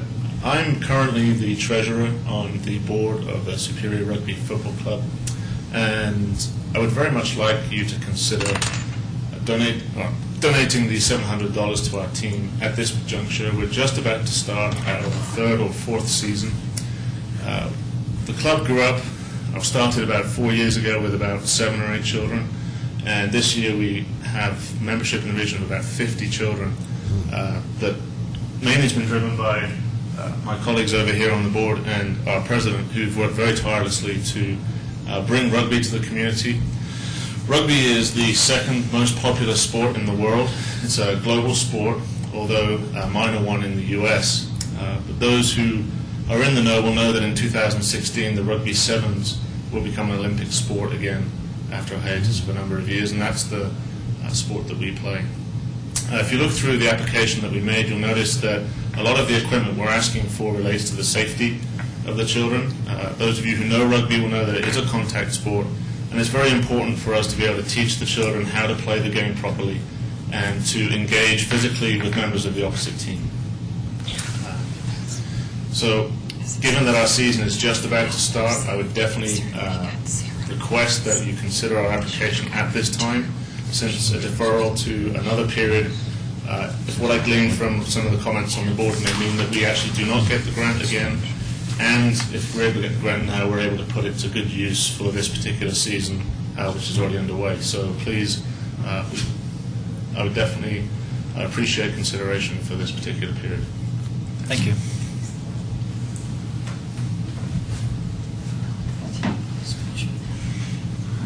We might need an American voice to support that. My name is Joe Coleman. I'm a Superior resident. I have 3 children at Superior Elementary.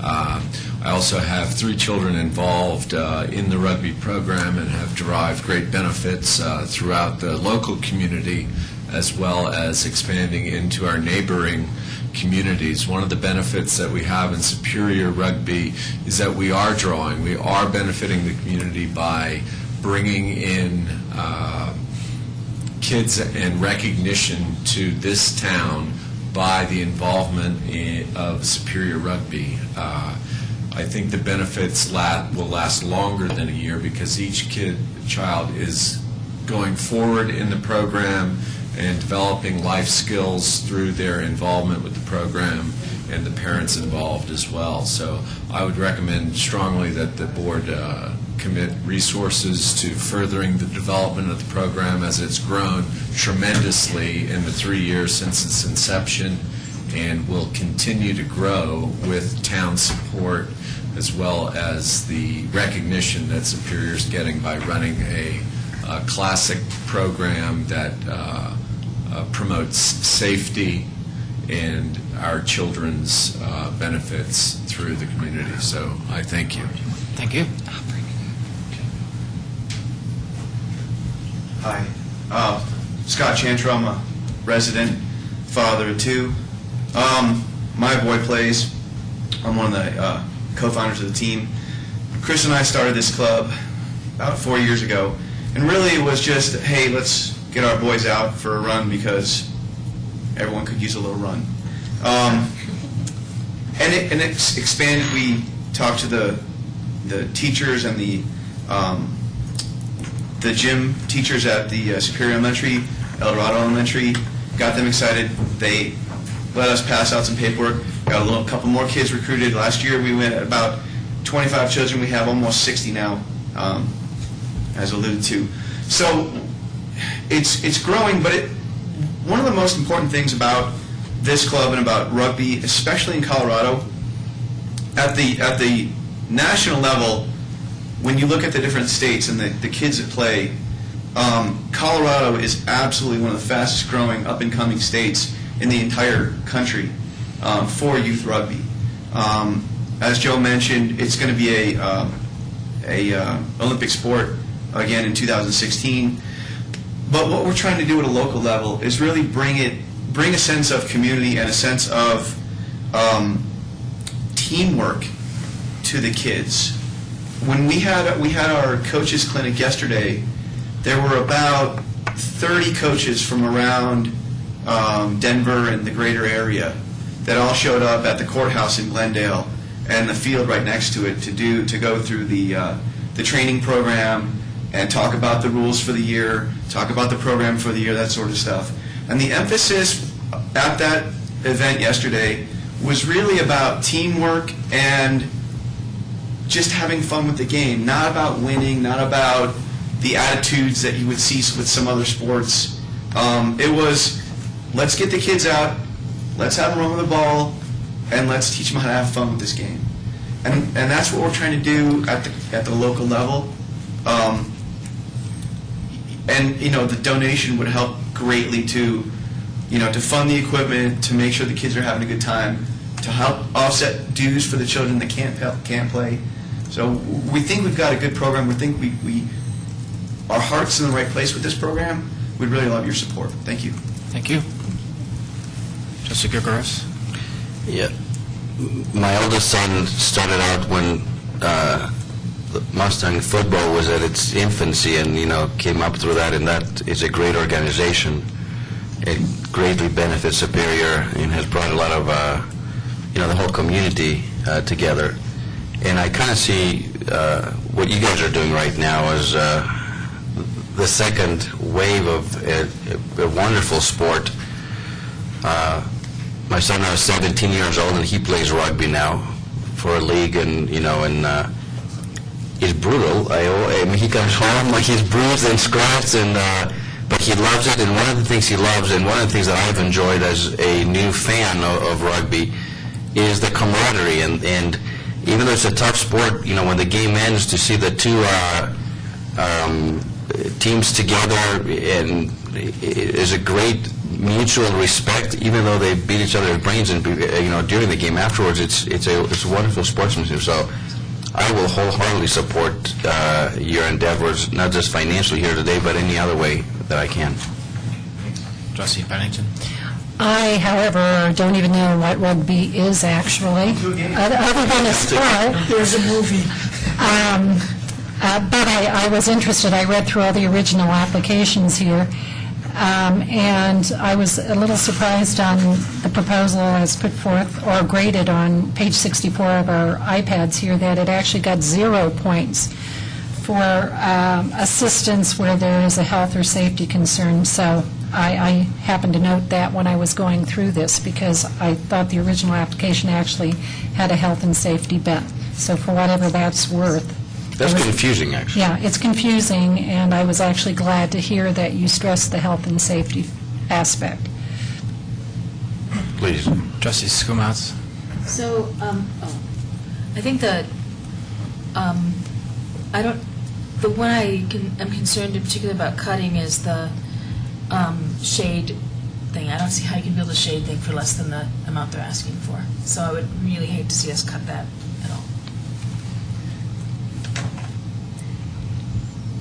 And it seemed like the third one was closer to the remaining budget. So. And then I just need to mention to the board, I received an email from Liz Oster, who's one of the applicants for tonight's the Courage is Change application. She let me know that she was sorry, but she wouldn't be able to attend tonight, so I just wanted to let you know I received that. Just as an FYI, there's several people are out of town for the governor's Holocaust remembrance, so. I think we have one more public comment. Thank you. Thanks for the chance to speak. And I just wanted to clarify that the equipment that we use is used specifically to teach technique, and getting the right technique, going into the tackles and being a contact sport is paramount to the children's safety. So that's where I think the safety aspect comes in that may not be recognized if you're not aware of the sport and what the equipment might be used for. Yeah. Thank you. That's how I understood it in the original app. Additional public comment regarding this? Board questions or comments? And I don't want my comments to be construed as not liking rugby. I went to many games when I was an undergrad, and I had a friend who was on the team, but sorry. Thank you. If not, then Phyllis? Sorelli? Wait, what do we vote What is on? what's the Yes, motion? Actually, I'd like to make a motion. Okay. Right. I'd like to make a motion to approve the town staff's proposal here in front of us, the approval of quarterly contingency grants, as is. Thank you. Motion by Trustee Williams, second by Trustee Sorelli. Further discussion? Phyllis? Sorelli? Yes. Gregorius? Yes. Hanson? Here. Abstain. Buckle? Abstain. Pennington? Yes. Skumats? No. Williams? Yes. Okay, thank you. That motion carries. That brings us to item number 8, final approval of an ordinance amending Section 18-4-40 of the Superior Municipal Code regarding energy efficiency requirements of residential buildings. Mr. Magley? Thank you, Mayor. The board had the preliminary reading of this ordinance at the March 12, 2012 meeting. This is an amendment to the Residential Green Building Program, Article 14, that was adopted in 2008 by the town board. Staff is requesting this modification in response to feedback we've received from residential building industry and the fact that our current standards have a higher threshold for reduced energy use in residential construction, which makes it tough on a competitive level for them in the residential green and residential building in the town. And I think we want to stay competitive as much as possible in the region. So we're recommending a change to the current code. And after speaking with Ernie again this afternoon, I'm going to attempt to try to clarify this and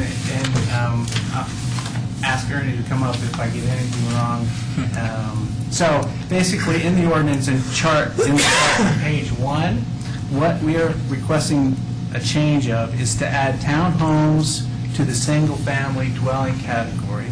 And then in that category, we would be moving to a home energy rating system under the 2012 code for construction of 500 to 2,500 square feet would need to have a minimum HERS or home energy rating system of 70. 70. Right.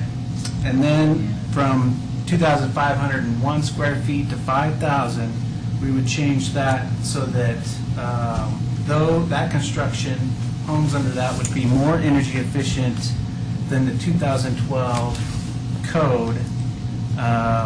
And basically, how it works is for every 100 square feet above 2,500, you would get 1.5% more energy efficient home. And so the chart that was included for the board, it's the graph chart, the graph that the building department put together for you, shows how that works with every 100 square feet size home. Increase you go, you get, the builder has to produce a home that's 1.5% more energy efficient. Clear as mud, right? And then anything over 5,000 square feet would need to have a HERS score under 25. And so basically the way HERS works, the lower the score, the more energy efficient home you get. But this, by changing this part of the code, in that 2,500 in one category to 5,000, we become competitive with the other cities in our region and what they require. Because once you get to that 45% more energy efficient or HERS score of under 25, the cost, which I think we included that memo from the builder, jumps significantly for them. So that's the main recommendation, or the reason for this change. Staff is recommending that the board approve the ordinance. Pros for this is it provides a more cost-effective requirement for residential builders while maintaining our energy-efficient goal of the town. The town remains current and aligned with neighboring jurisdictions with the latest code modifications. Keeps us up to date with new technologies that are approved for construction. It retains the requirement that homes have more energy-efficient products and materials. It retains the requirement for residential building planning and design efficiencies and reduces the carbon footprint. Some of the cons would be it can be considered slightly restrictive in green initiatives that have to be followed by builders and the building code updates. And then homes over 4,000 square feet would have a greater cost to meet the energy efficiency requirement of the code. I don't anticipate we have too many more homes that are going to be built in town that are going to be larger than 4,000 square feet, but it is something to consider. Alternatives considered, make no changes and stay with the current code as it is. And we could look at if the board wanted to partial permit or use tax refunds to help offset the cost of the current code rather than amending the code to help reduce the cost. Planning Commission met and recommended by a vote of 6-0 to adopt the amendment to the code. And then the Recycling and Conservation Advisory Committee reviewed the proposed changes and recommended that they be adopted. And then, as I mentioned, Ernie Kern from our building department is here. If there's any further questions of the board. Questions from the board? Trustee Hansen? So what the Planning Commission approved, they didn't approve this formula. They approved for reducing 50% requirement to 45. Right. They didn't approve this 3,001 square feet to 5,000. Right, yeah. And Ernie can speak directly to that, why we went to these modifications. It gets everybody to the same place, but, Ernie. Well, it's better for some, but it's worse for others depending on the size. So Right. at the 4,000 square foot level, that's where it's kind of the break even. Anything above that is, the restrictions are Anything larger, you mean? More larger. square feet? Yeah. So what do we think the Planning Commission would think about that? Have we talked to John Craycraft or any of them? I've not had conversations with them. And I'm sorry, can I add one more Yeah. thing if he's going to address this? 5,001 square feet and over, we referenced 45% there, so I wanted to understand what that meant. Ernie Kern, Town Superior Building Official. But if we change the wording in there, the HERS score is based on the 2006 Energy Conservation Code. We changed the wording to the 2012 Energy Conservation Code, so use that. Basically, the 2012 Energy Conservation Code, it gives you roughly a score of 70 that you're going to get. If you build it just to this code, you'll get a HERS score of 70, which is what we were required before, and kind of the baseline of where construction needs to be or should be at this time. And so every point that you go down is approximately 1% improvement over the base score. So if you're 45% improvement over the 2012 code puts you at about a score of 25. So it's a wording change to kind of bring it into the current code of 2012, which has been adopted, without really changing any of the numbers. Okay. So the current benchmark or base is 70. Right. No, well, the HERS score of 100 is kind of the base. Okay. I mean, that was based on 2006 code, building to that. Okay. And in the 2000, when we adopted the green program in 2008, we required it to be a score of 70 as the base. Right. Okay, so 30% better. Right. So now which is equal, that is 30% better in the 2006 code is equal to the 2012 code that we've adopted. Okay. So we just want to, and starting at that base of 70 now as kind of the base we want to build to, and then improving on that as you get to a larger homes. Okay. So, the chart is just is reflective of the changes we're making to that, or the graph is reflective of the changes we're making to the chart. Yeah. I got the math in almost all of it. That was the only one, like, 'cause I tried 70 times 0.55 or 0.45, and I still couldn't get close to 25%. But I just needed clarification on that. But again, it was, what does the Planning Commission think about that? Mhm. Is this the best way to go? I think they were in favor because they heard the conversation and got the memo on the Boulder Creek builder gentleman who works obviously with Boulder Creek, and he's their energy guy and their green and sustainable guy for that company. And he was just saying, at houses around that 3,000 to 3,500, which kind of the range they're in with their building, that in a non-custom situation, they can get their homes down to a score of 60. I mean, they're doing that with just, I guess, minor increases in cost. When you jump all the way down to a 25 score, which, we were doing, it becomes almost prohibitive for them to build that unit the way it is. And he goes back to the point, he's always talking about non-custom builders. When you get up to the 4,000 or 5,000 square foot building, residential building, you're really getting into custom home there, or close to it, or semi-custom or custom. And then you can make adjustments to it to meet the energy code easier, or getting that lower HERS score. And we have the green point system. And I was just looking at the insulation requirements in this 2012 code.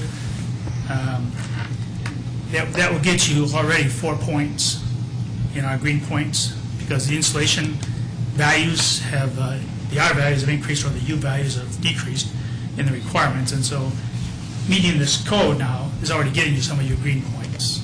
And that's just on the insulation, And there's so many other ways. So it's, you actually started on getting your green points by meeting this code. So, Trustee Pennington.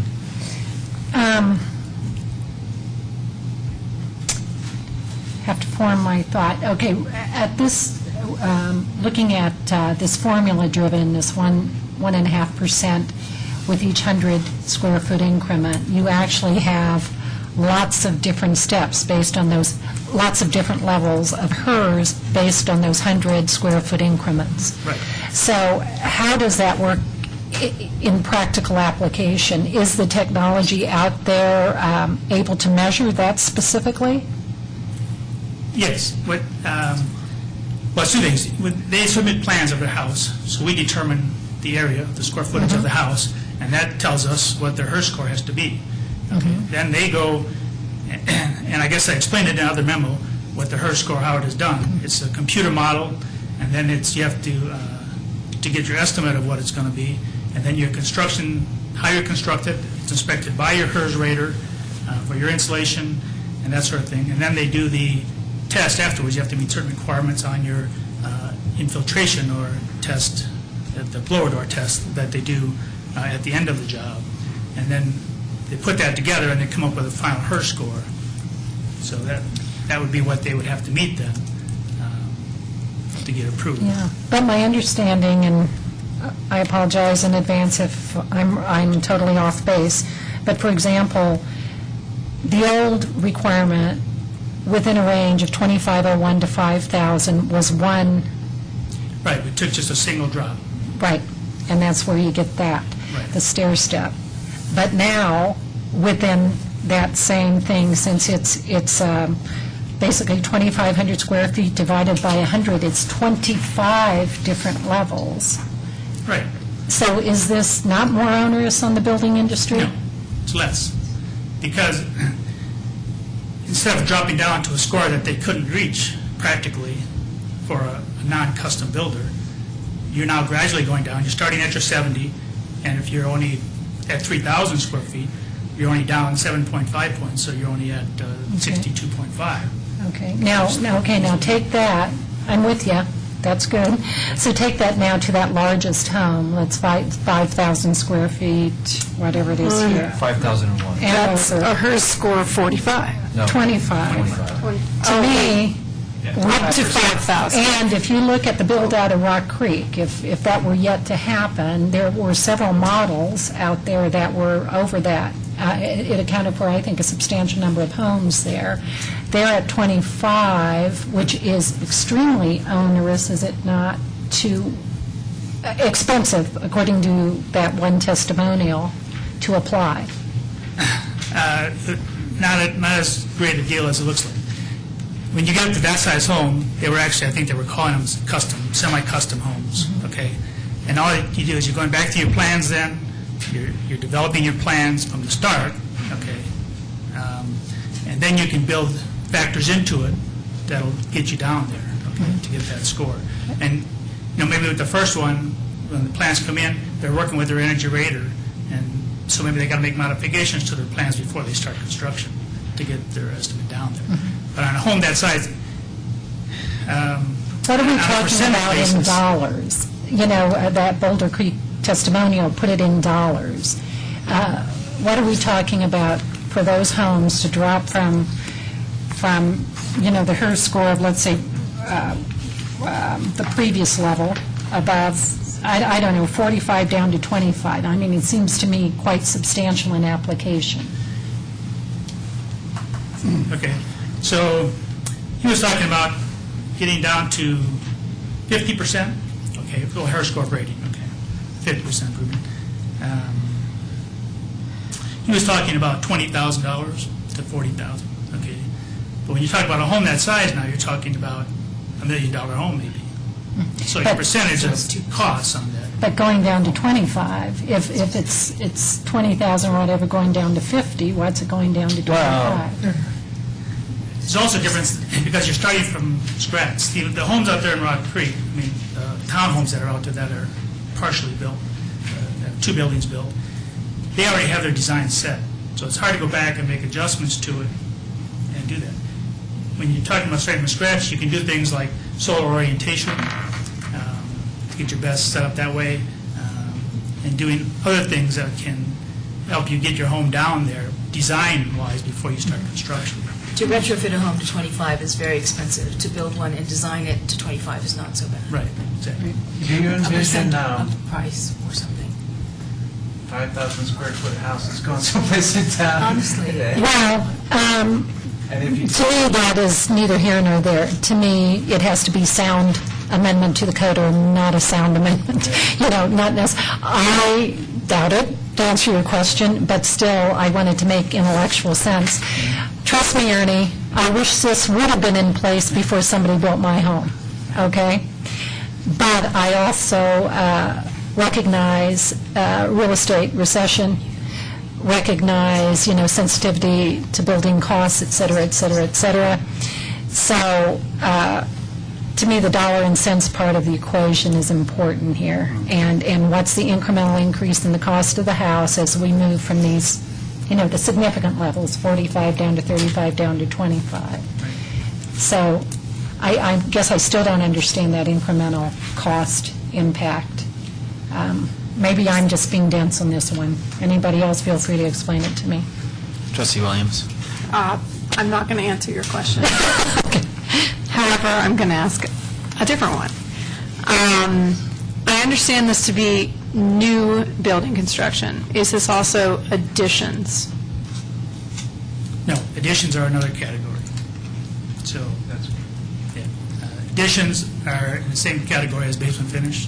So this HERS score is only, you can only do it for new construction, actually. Even if you're building an addition onto the home? Right. Because the HERS score is based on the entire house. Right. Okay. So you can't. All right. So if you went from like a 3,800 square foot home to a 45, This would not apply? this would... No, it would not apply. You have the Greenpoint ordinance, so you'd have a certain number of green points we'd have to give. Right. Right, and that was the last discussion. I get that. I just want to make sure that this doesn't apply to that. Okay. And just one other thing, I checked with Boulder and Boulder County on theirs, they have the same thing. Boulder County does from 3,000 to 8,000 square feet, they do a graduated scale of 60 down to 10. Okay. And City of Boulder, from 3,000 to 5,000, they're at 60, and then greater than 5,000, they drop down to 35. So you have no new construction. Yeah, I think essentially what this means is that you'll build a 4,999 square foot house, and that by this code modification, we're basically saying that we don't want anything bigger than 5,000 square feet, just so that we're aware of what we're Yeah. really doing. But Ernie, did I hear you right? Did you say that last example, over 5,000, they were down at 35? For Boulder, right. Yeah, we're at 25, Right. so we're more rigorous. Yeah, but we're not changing that, actually, part of the code. That's- We've been since that's 2000, yeah. Since 2008, we've been there. Oh, I see.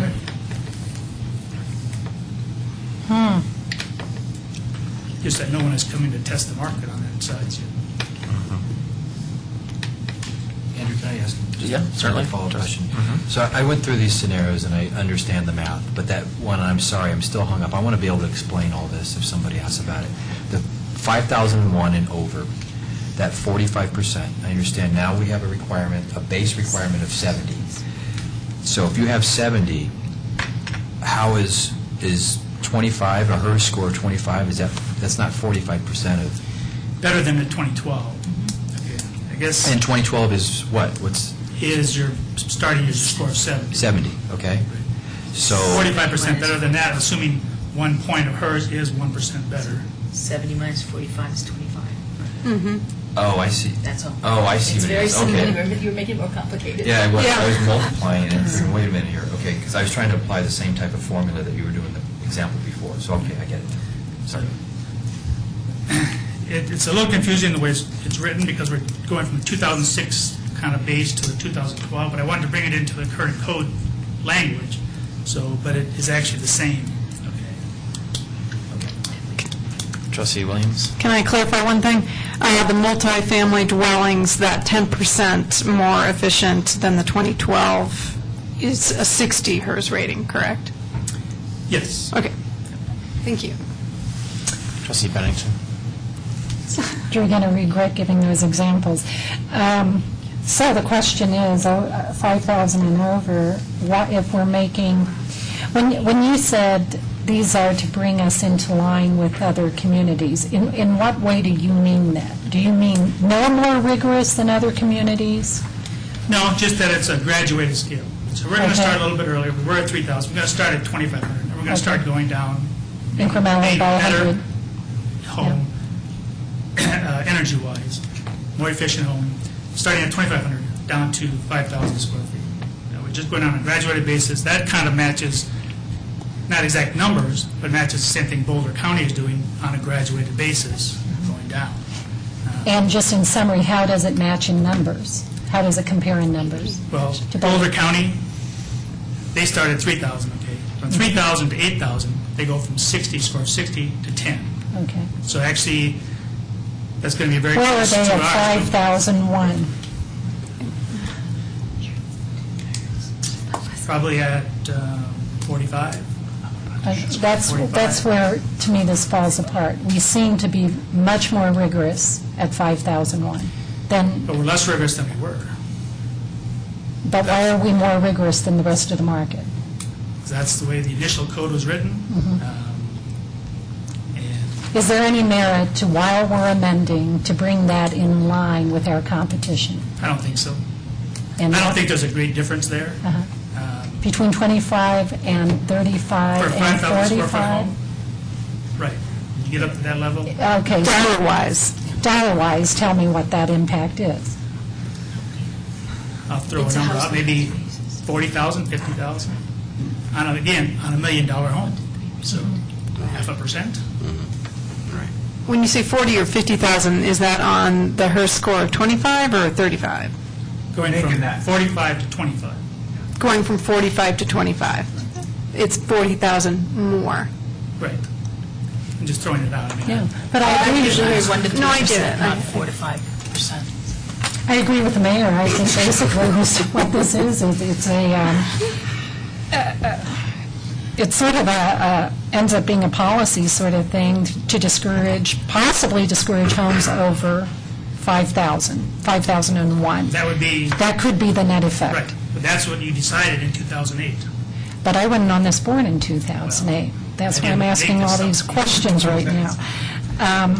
I do have issues with that because, interestingly, we have a lot. And does the 5,000 square feet, is that total home or is that above main level and up? That would be, that would include your finishable basement. Right. That isn't finished? Right. Even if it's not finished. Even if it's not finished. Right. It's parts that you could. You take out your stairs, your furnace area, and your area that couldn't be finished into living space and use that. Right. Those actually aren't estate homes then. They're Okay, if anybody's watching this on TV, they're falling asleep like half an hour ago. Is there a point to this? Honestly. Okay, my point is, I think it's too costly to meet these standards for 5,000 and up. So you support the 1%? Oh, You can vote against it. I'm not saying I'm going to vote against it. I'm just saying that I'm concerned about that issue. What I'd say is, I mean, we could debate this until we're exactly. And my recommendation is that we approve this, and if we have a custom home builder that's coming forward with a 7,000 square foot house, we could certainly think about it again. But I understand the logic behind your argument. No, I but think it's just being can't- misunderstood here. The point is, if this now includes your finishable basement of, let's say, 1,500 to 2,000 square feet in a finishable basement, we're talking about a 3,000 square foot above a basement home, and that is not a state. That is the lion's share now of the homes in Rock Creek. So this is why I know it drives people nuts when we get into this detail, but the fact is, it's an important consideration. Keep in mind, Ernie mentioned that this is on new construction. But I'm thinking of the town center. Where do you think we're going to have a 5,000 square foot homes in Superior in the future? With basement included? Where? The town center. I think it's significant enough to be No, we're not building anything like that. That's not true, though. Are any of the single family, or any of the residential in the town center going to be meeting this criteria? Like, if they're 2 stories? Well, most of that in the town center is envisioned to be multifamily, so it would fall into that last category there. But there were some that were patio homes That and... was on the southern Okay. Right. We're not even talking about the town center PD on that. How many patio homes are 5,000 square feet? I'm sorry, we're sort of running amok here, so... Yeah, no. Trustee Guerrero, and then Trustee Hanson.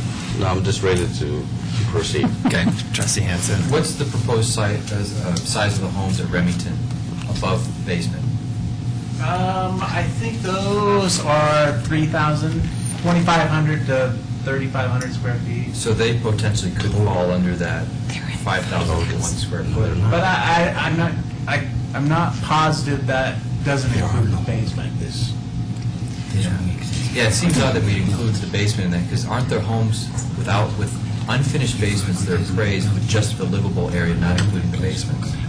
And then when you finish the basement, then it's reappraised at a higher value because now you have increased the livable area. So that surprises me that you'd include the basement. But I thought even Trustee unfinished, Skumatz. I thought even unfinished walkout, basement potential homes got valued higher even if they weren't finished than ones that didn't have basements. Trustee Hanson. I'm sorry. I think you're right, because we have a walkout ranch-style house, walkout basement to the backyard. So I think it doesn't matter. But when we finished it, they appraised it for a higher value. Yeah, So unfinished don't. And just to be clear, on the livable space, so some are garden-level homes, some are below grade, which you don't appraise as livable space. Not when we are calculating the building costs. Unfinished basements have a different value than finished space. Okay. So when you're doing the valuation of the building. For this, I guess it'd be a little bit open to interpretation, and we need to go back and review that. So the question, if it's subgrade, potentially doesn't qualify as livable space. Right. And if they finish it, then it would become. Trustee Pennington. This was a big issue when we moved to this community, because in all the other cities we've lived in, it was always above grade. Here, the square footage of the house included below grade in the quoted numbers in our MLS materials at that point. That's why I'm sensitive to this issue. So if in fact the way you said it before was correct, I actually believe that there will be significant number of Remington homes that actually fall into this 5,001 potentially, and there may be elsewhere depending on how the rest of these communities build out. With that, that's my last comment. So does anybody have a suggestion or a recommendation? So why don't we, that 5,001 and over, why don't we raise that to 6,001 and over? Because those homes in Remington, even if you include the basement, won't be that big. does that create more problems, or? The Remington homes will never reach 5,000 square feet. But we just said if you include the basements, that they possibly can. Another option is to defer this one meeting until Ernie can clarify that interpretation. You know? I think at the end of the day, this is just going to be a personal decision whether or not you think that you just want to hold it at the 5,000, and that's the cutoff, and it's not going to be more efficient than that, or if you feel like it needs to go to 10. I'm not sure that any more meeting about it is going to be I agree, clarifying. Trustee Skomets? I was just going to say that I think that in the future for energy codes and that recycling plan, when we have something that's that complicated, I'm going to ask again that we have work sessions about it. It's this.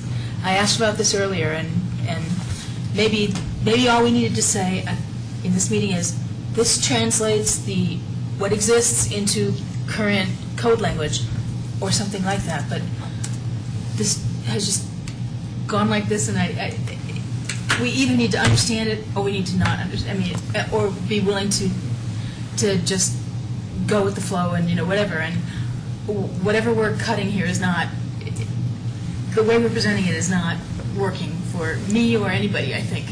And in the future, if I'm going to really ask that if we have something like energy codes or something like that that's complex, that we either expect people to understand it by having a work session and have a good presentation on it by, with overheads and whatnot, so we really get it, or else we assume we're not going to get it. So, and that makes me uncomfortable. So, Trustee Williams? I definitely think that it gave me a headache reading it all and trying to figure it all out. But when I came to the meeting, I did feel that my questions were worthy of understanding. For me, the biggest issue is the 5,001 and over. I'm okay with the rest.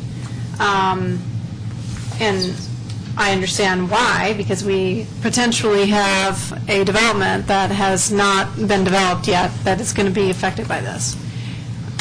And it could cost quite a bit more, and that may make that development very difficult to sell.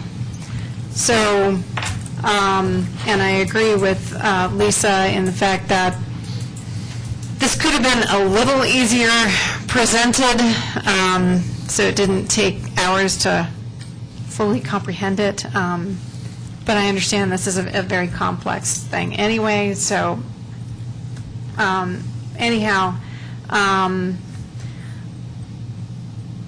moving forward, I'd like to make an amendment to this if we're ready for a motion. All right. Trustee Gregorius, Trustee Sorelli, and what was your thinking? My thinking is that this is being almost hijacked here at this point. The Remington homes were never meant to be mega mansions. They're not even going to get close to 5,000 square feet. So I think you're misrepresenting that. That is not accurate. What was the purpose of the Remington homes to begin with? Do you remember? What was the philosophy behind that neighborhood? The It's lock not- and leave. Huh? The lock and leave. Thank empty you. nester. That's exactly, for those of you guys you remember, that's exactly what it was about.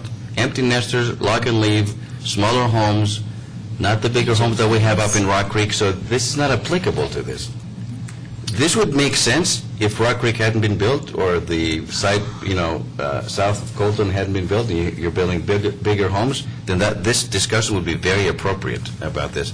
But there are no 5,000 and up square feet home in the near future, in the long-term future of Superior. That's not what this community is going to do. So Are you willing to bet on that? I am. Because Okay. if a building, if a house is 2,500 square feet, and then they build a basement in the Remington, the basement's going to be another 2,500 square feet. Where does that ever happen? Well, I actually have a full basement. We do too. Okay, so then that's, my bottom floor is 2,500 square feet. So your basement would be 2,500 square, that's 5,000 square feet. So I'm not sure I want to bet on that. Okay, well, without I feel very positive comfortable. evidence. Trustee Cirilli and then Trustee Skumatz. Well, to put it,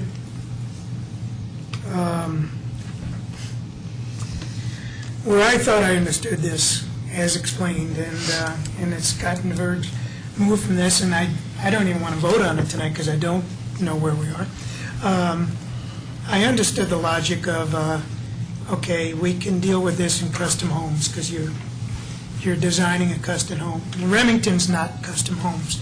So somehow, if Remington is falling into this, then this is all misapplied and it's a mistake to vote for it. So if we're confused about that, we probably shouldn't vote on this tonight.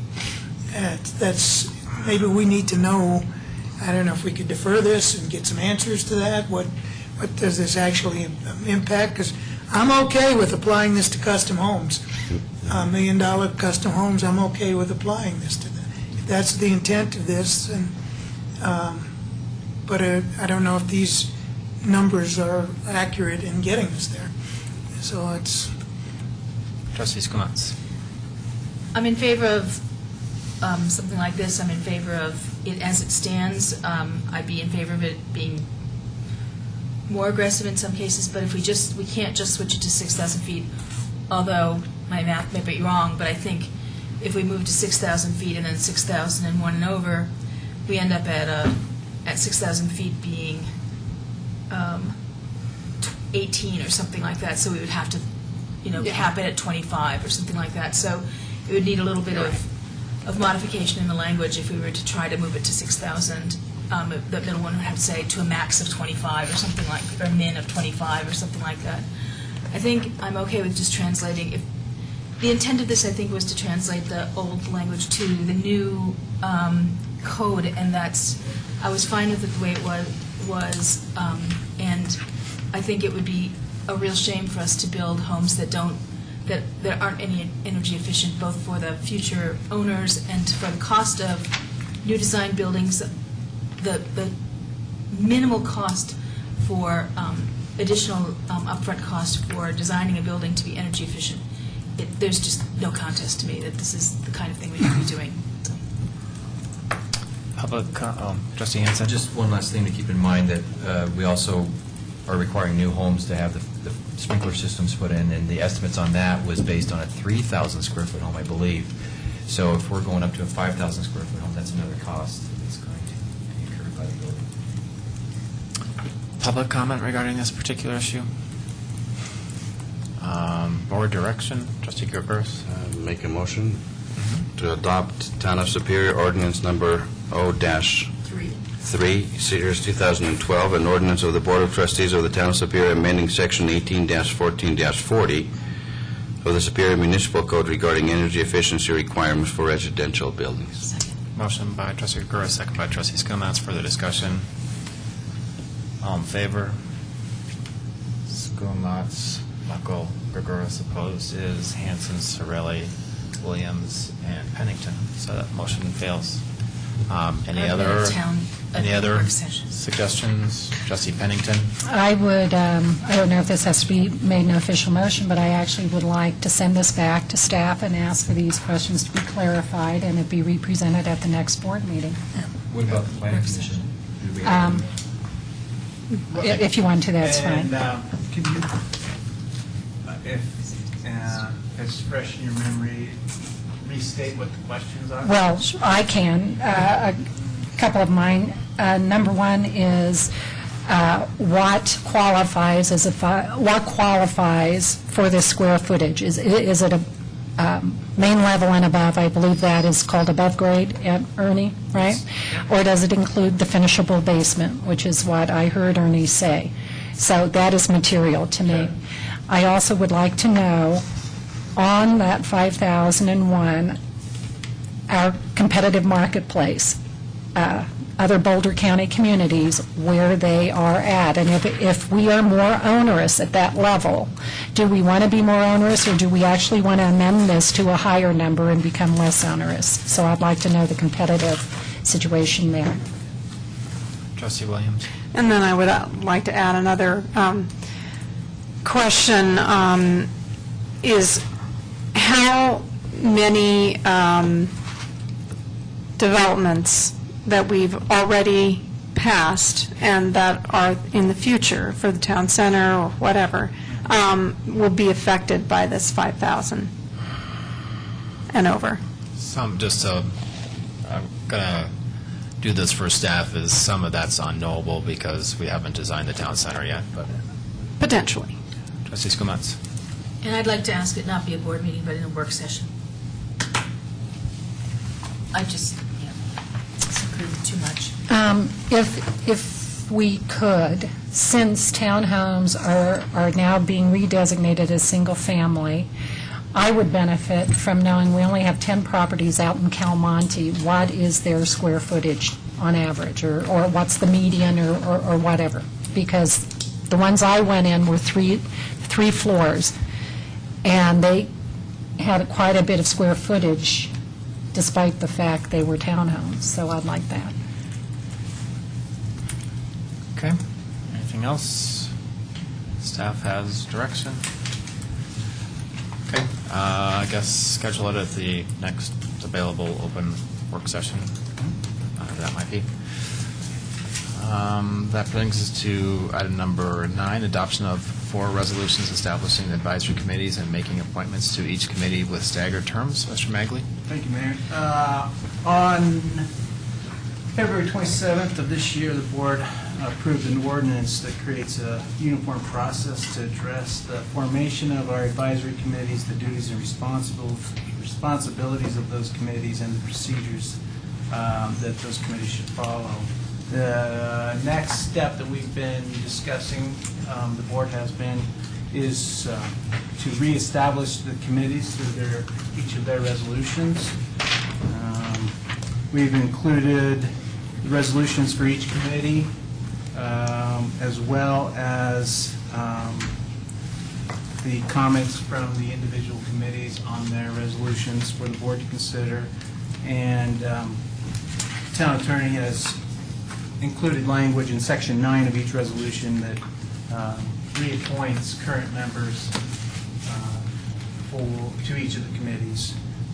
After the initial appointment that's described in Section 9, any future appointments will refer to the ordinance that was approved by the town. Staff is recommending approval of the resolutions, and any vacancies they'll be effective June 30th? Yes. June 30th. And we started advertising for vacancies that we currently have on. I think we have a vacancy on every committee, so would expect interviews and appointments in June for those committees. So, anything from you? That's it. Okay. Questions or comments from the board? Trustee Cirilli? I have a question and a comment on the RCAC resolution in Section 4. It has a sentence that no other resolution has, which raises a question and also a comment about a word in it. That being the sentence is the intent of the board to make appointments to the committee among citizens in the town representing differing geographic areas. That the differing geographic area is unique to this resolution, and I'm wondering why. And secondly, the citizen part is bad choice of words. That was in the original, but I think that also didn't RCAC suggest a change to that as well? But that was in the original resolution, that's where that language came from. Well, at minimum, take out the citizen and say resident, because we don't have citizenship requirements for any of these committees. So, good catch, I didn't see that, but probably doesn't make sense to limit RCAC to different geographic areas without specifying what the different geographic area is, and since RCAC has a hard time filling its positions anyway, limiting that to geographic areas might be problematic. Trustee Bennington? Agreed, and under Section 3A, part of their charge, the second clause, and to assess the need for enhancement of current programs, I'd like to recommend that we change enhancement to modification. because in fact, it may be enhancement, it may be reduction, or it may be a termination. So have the word modification. I would also like to put out there that since this is, with this whole effort, we're going to attempt to really go for it in terms of engaging the entire community in the membership of these committees, that we entertain actually having the same 9-member composition to RCAC that we have for everything else. And if, in fact, after we do open house and we do more of this engagement process, that fails, we can always reduce it down to 7 at some point later. But I would like to be optimistic and keep it at 9 for now. I agree with that. I'd like to keep it at 9. Trustees Comments? So are we talking about the resolutions as they stand, or are we talking about the resolutions incorporating recommendations from the committees? I'm talking about the proposed language.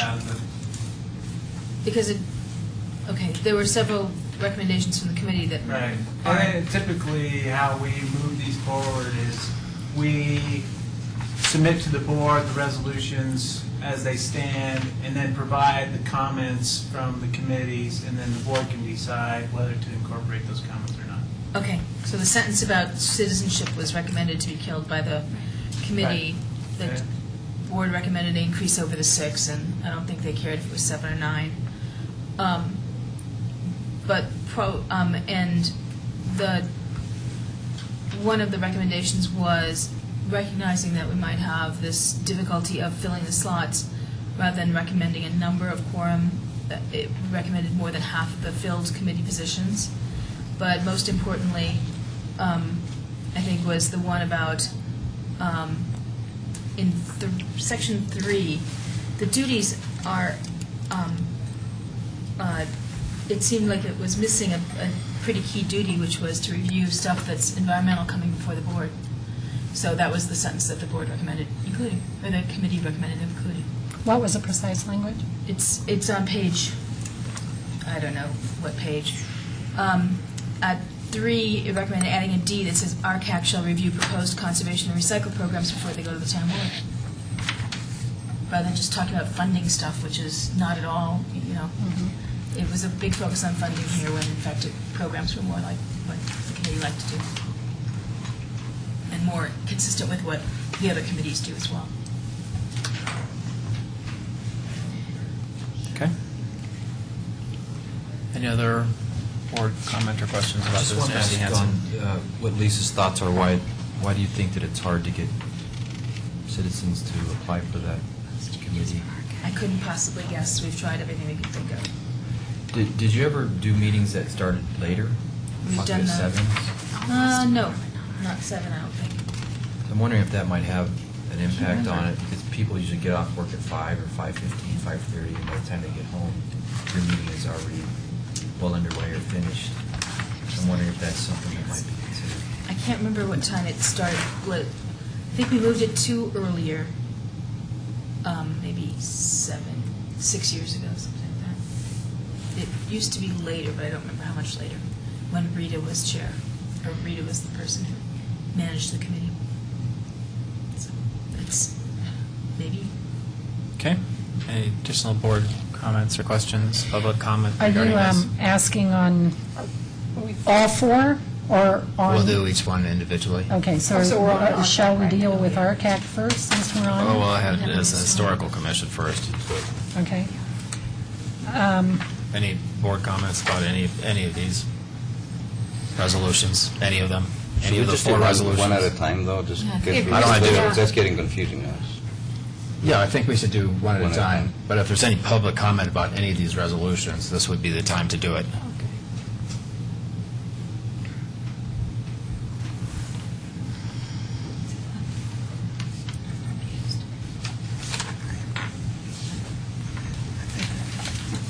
Margaret Parrish, 1547 East River Bend, and I'm the currently the chair of the Open Space Committee. And I'm here tonight to ask you to take a look at the alternative resolution that was submitted. I believe it's at the very last 3 pages of your long, long packet, so I'm not sure if you got to it. I think maybe 125 through 127. And this was submitted by one of our members of our current Open Space Committee, and has gone into a lot of thought of how to maybe make this a more effective resolution. And I would particularly point you to the second page where there's been some expansion on the different duties that the Open Space Committee is responsible for, the duties and responsibilities, Section 3. Item number 4, the use of funds from the Open Space Sales and Use Tax Fund, including bond proceeds, along with other sources of funding and strategies for the purchase and maintenance of such open space lands or such lands. And this comes from the language in the ballot as well as the bonding resolutions for the town that the Open Space Committee be asked to weigh in on this. So this is really just an inclusion of something that we're already doing, as well as you can see further down under B that the OSAC is charged with continuing to advise the board on the master plan for the entire town, addressing open space, considering the goals and objectives for open space and trails contained in the comprehensive plan and related documents. This is also part of the Parks and Recreation Committee's charge, so we felt that since we are working together on this, that it was appropriate for it to be in both resolutions. C is an addition of OSAC shall consider and to the extent possible coordinate with regional trails planned by Boulder County and other entities within and around the town. And I think we talked a little bit about this when the last time I came to talk to you, that we've been pretty active in looking at the trail systems and trying to coordinate both with the town's trail system and the county's trail system. We've been doing this for at least 10 years, so it's really just an inclusion of a job that we're already doing. D is that OSAC would review and comment on development plans as directed by the board. We used to do this pretty frequently as things were referred to us from the Planning Commission, and we would look at them. We'd kind of help make a recommendation to the board about what areas of the plot to be developed might make the most best contribution of open space. We haven't done much of this lately. There just hasn't been a lot of plans coming forward, but we would like to continue to make recommendations on that. So that's why we've included D. And then the last one, E, OSAC shall comply with the work plan adopted by the board as amended from time to time throughout the duration of said work plan. And this is really just incorporating something that was in the earlier resolution about all the advisory committees doing the work that they had an approved work plan for. So we've tried to just put more into the resolution about what we're actually doing. So going forward, it would be clear to anybody on this Open Space Committee what their responsibilities and duties were. And then the very last thing I'll say is on the front page, we have provided some language here about the need to separate the concept of the Open Space Committee and the Parks and Recreation Committee. And this, as I've mentioned to you before, has confused citizens from time to time, like with the HHR, the Reservoir Dam. They couldn't figure out which committee to come to, so they came to both of us to talk to us. So we've suggested some language here, but we're open really to any language on separating open space from Parks and Rec. Thank you. Thank you very much. Any additional public comment regarding the resolutions?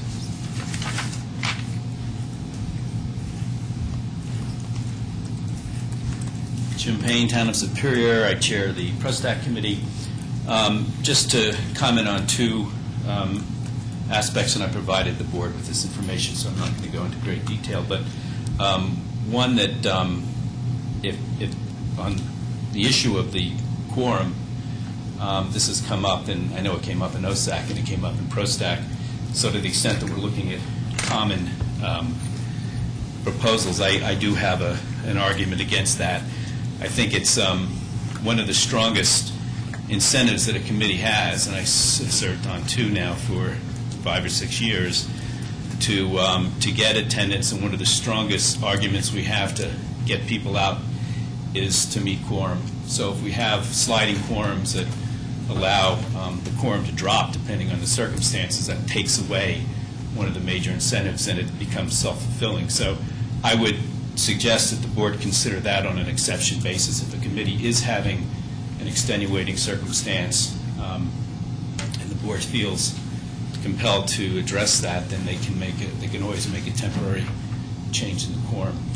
I would, as far as the definition of ProStack versus OSTAC, I've written extensively on our arguments on that. There was some comment made at the last meeting, the last discussion, that the committees were not on board on this, but ProStack is very, very much adamant about leaving things the way they are, so I'm not sure where that impression came from. But I would cite the reservoir, Hutchin-Harris Reservoir, is actually one of the examples of where this worked extremely well, having the two committees together. And in fact, I think in the beginning, it was, well, we worked very closely together on this, and we had different aspects of it when it came to reaching out to the HOAs and the other committees and the other parts of the town to broaden the input for the reservoir, to get it beyond just the issue of the local residents in Saddlebrook. ProStack played a vital role in that. So we were able to put it into a broader context within the town of Superior and get other residents involved and other parts of the town involved. So I think that that's exactly why it works the way it is and has been all along. And I would, my position has been presented to you very thoroughly, I think. We have the full support of the ProStack committee on that position, and I'll leave it at that. Thank you. Thank you. Any additional public comment regarding the resolutions? Okay. Seeing none, we move to the first one. Trustee Gabouras. I move to approve Town of Superior Resolution Number R-35, Series 2012, a resolution of the Board of Trustees of the Town of Superior reestablishing the Superior Historical Commission. Motion by Trustee Gabouras. Is there a second? Trustee Pennington. Let's let the second go. I'm in on the discussion. Okay. So did you second? I'll second. Okay. Discussion. On the table, Matt, that was put together by staff to do the 333 and whatnot, if you go to the Historical Commission table, whatever the heck the page on that is, give me the page of that. Last. Okay, here I am. Just as a point of order, or a question, a query, if you go down to Larry Dorsey and Denzel Ackland, they came into membership the exact same day, but in fact, the way the split occurs, it's 2-year term for Larry and 1 + 3 for Denzel. How was that decided? Well, consideration was given, I think, to Larry because he's the Historic Commission chair. But he was given the shorter term, the 2-year. I'm sorry. Yeah. So that's what didn't quite make sense to me.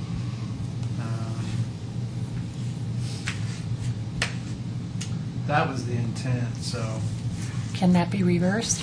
Yeah, however, that the way it breaks out, one, unfortunately, is going to get just a 2-year term. So, how the board would like to proceed on that? Just point of a question. Yeah. How many vacancies are on that committee right now? 2. 2. So, and are they 9 members also? They enlarged to 9, but have not even attempted to fill 9. No, right. It's So that's where the 2 vacancies are. At a minimum, I would leave those unassigned between the two of them and have that question be raised at committee level. If this is how whatever. But I would recommend, if you want that, then you would table this resolution until we can get that input from the committee, okay. If I would like to propose that it actually be reversed, can I do that now? Okay. What's going to be reversed? Just the flip-flop the names? Flip-flop the names. Of who? Larry Dorsey and Denzel Ackland, just out of respect for the fact that Larry has been the committee chairman for, I don't know how long, a long time. And sorry, the reason for that is because they came on the exact same day, the same year. Right. I actually thought they'd all be, well... Trustee Gregores? So I agree with Trustee Pennington about the switch. Is this a new resolution then, or? An amendment? I can switch them. You can? We usually Yes. don't do friendly amendments, but we'll take that one as a friendly. Okay. Any other thoughts about it? It looks like all of their recommendations are incorporated into the resolution, as far as I could tell, when cross-tabulating. As the liaison, it looks good to me. And I guess my only comment is I can't believe that in 2 years we'll be letting some of these people that have dedicated a lot of time to the Historical Commission go, Yeah. but If I could comment to that, I believe we probably won't, because, of course, they can be reappointed if no other members in the community step forth. And I'd like to point out, which I'm very pleased about, is that there are 3/4 of each and every committee that has the initial 1 year or 3 year plus another term. So we will be retaining a lot of current members at this time. So I'm pleased to see that there's more, not less. any other comments? We have a motion and a second, and with the friendly amendment that was described by Trustee Pennington. Anything else? All in favor? Let's see, unanimous with those comments that have been raised earlier. That brings us to the next one. I move to adopt Town of Superior Resolution Number 36, Series 2012, a resolution of the Board of Trustees of the Town of Superior, Colorado, reestablishing the Open Space Advisory Committee. Motion by Trustee Gregores. Is there a second? Second. Motion and a second by Trustee Williams. And discussion? Trustee Skumatz? So are we talking about the resolution as amended by the OSAC? No. So, okay. I think that they made some graceful wording, so. And I think making them consistent with the bonding and ballot language makes all the sense in the world. So my comments is I tend to agree with most of the OSAC's committee's recommendations. I think the whereases are, I think I might remove those, but the rest of the technical, I would say relatively technical issues in section B, 4, C, D. B, yeah, all the red, in the red line copies make probably sense. I ditto that. My only comment is E. I think that may be redundant. I think it's It is. already, it's in the ordinance. It is. That's what I thought. We don't need E. Right. Thank you. So that takes care of their concern, since it's already in the ordinance. So that's my friendly amendment to the motion. So just to clarify, all of the changes as shown in the red line version that came directly from OSAC, other than the whereas clauses and section 3E? Correct.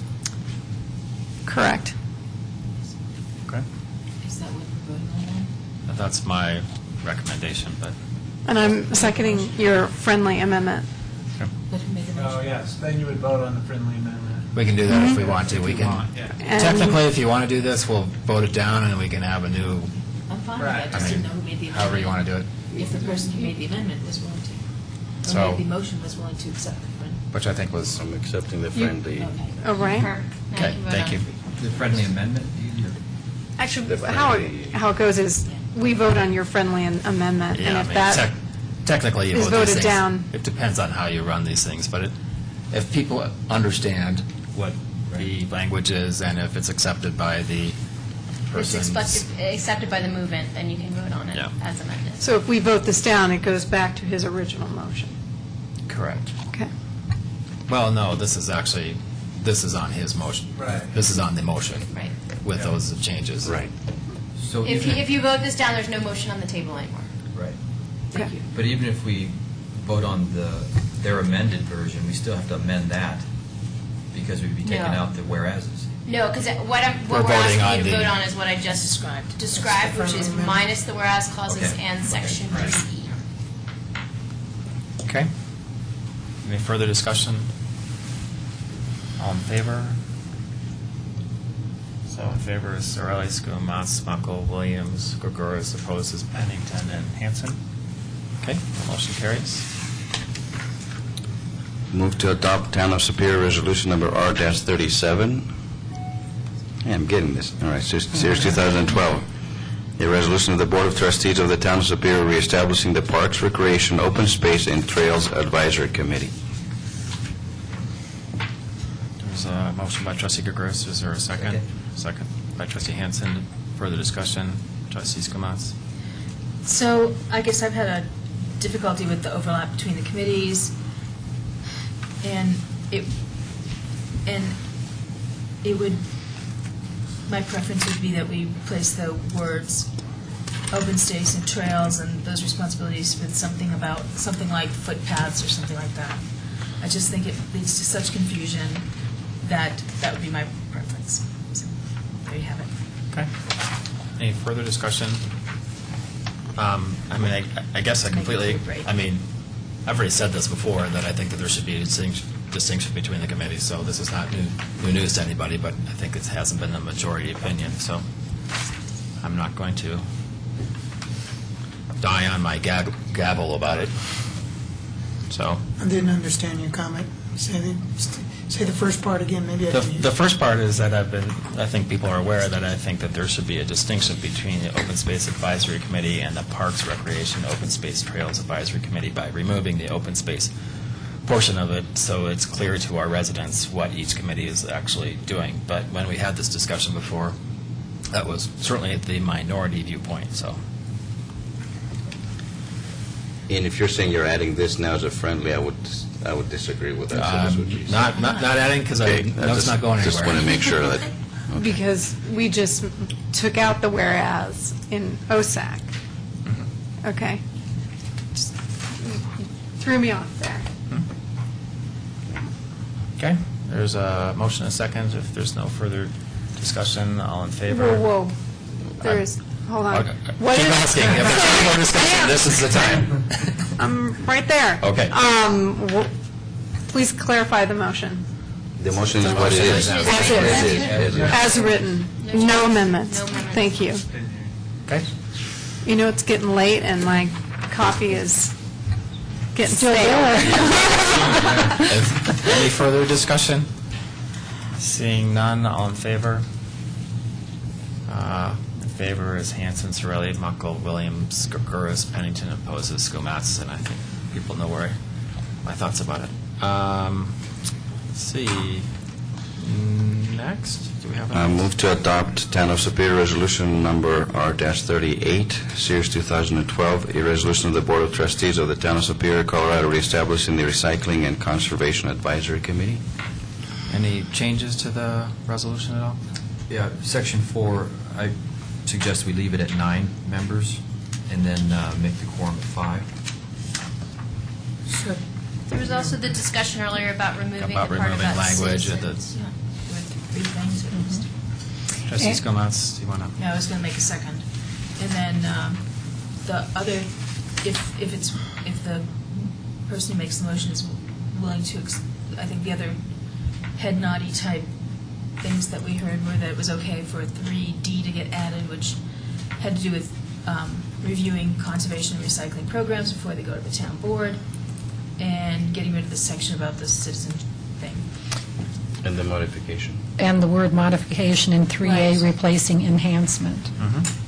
Also, the quorum, if it goes to 9, the quorum will need to change to 5. He said that. We already, yeah, we Yes. mentioned. Okay, so is the attorney clear on what the language changes? Why don't you just read it to us? what the- Sure. So what I have is an addition of a subsection 3D, which will be taken from the red line version in your packet. Or no, I'm sorry, there's no red line version, from the short Yes, from the recommendation. list of recommendations on RCAC. That's the first change. The second change would be section 4 will now read, RCAC shall consist of 9 members who shall be current residents of the town, ending there. No discussion of geographic or citizens. The quorum will change to 5 members. And then we will need to change section 9 to reflect that we now have 9 members instead of 7. So subsections B and C will change to each read the following: 3 members shall serve 1-year terms and 3-year terms respectively. And then I will add that extra vacancy. Does that make sense? And the word enhancement. Oh, and I'm sorry, yes, the word enhancement is changed to modification. So section 9 is going to be identical to all the other section 9s on all the other. Correct. Thank you. Except that this one is going to have more vacancies than the others. Yes. So the answer is yes to be above. Okay. Any further discussion regarding this? All in favor? It's unanimous. Thank you very much. I think that concludes the business for the evening. Anything else to come before the board? Seeing none, meeting adjourned.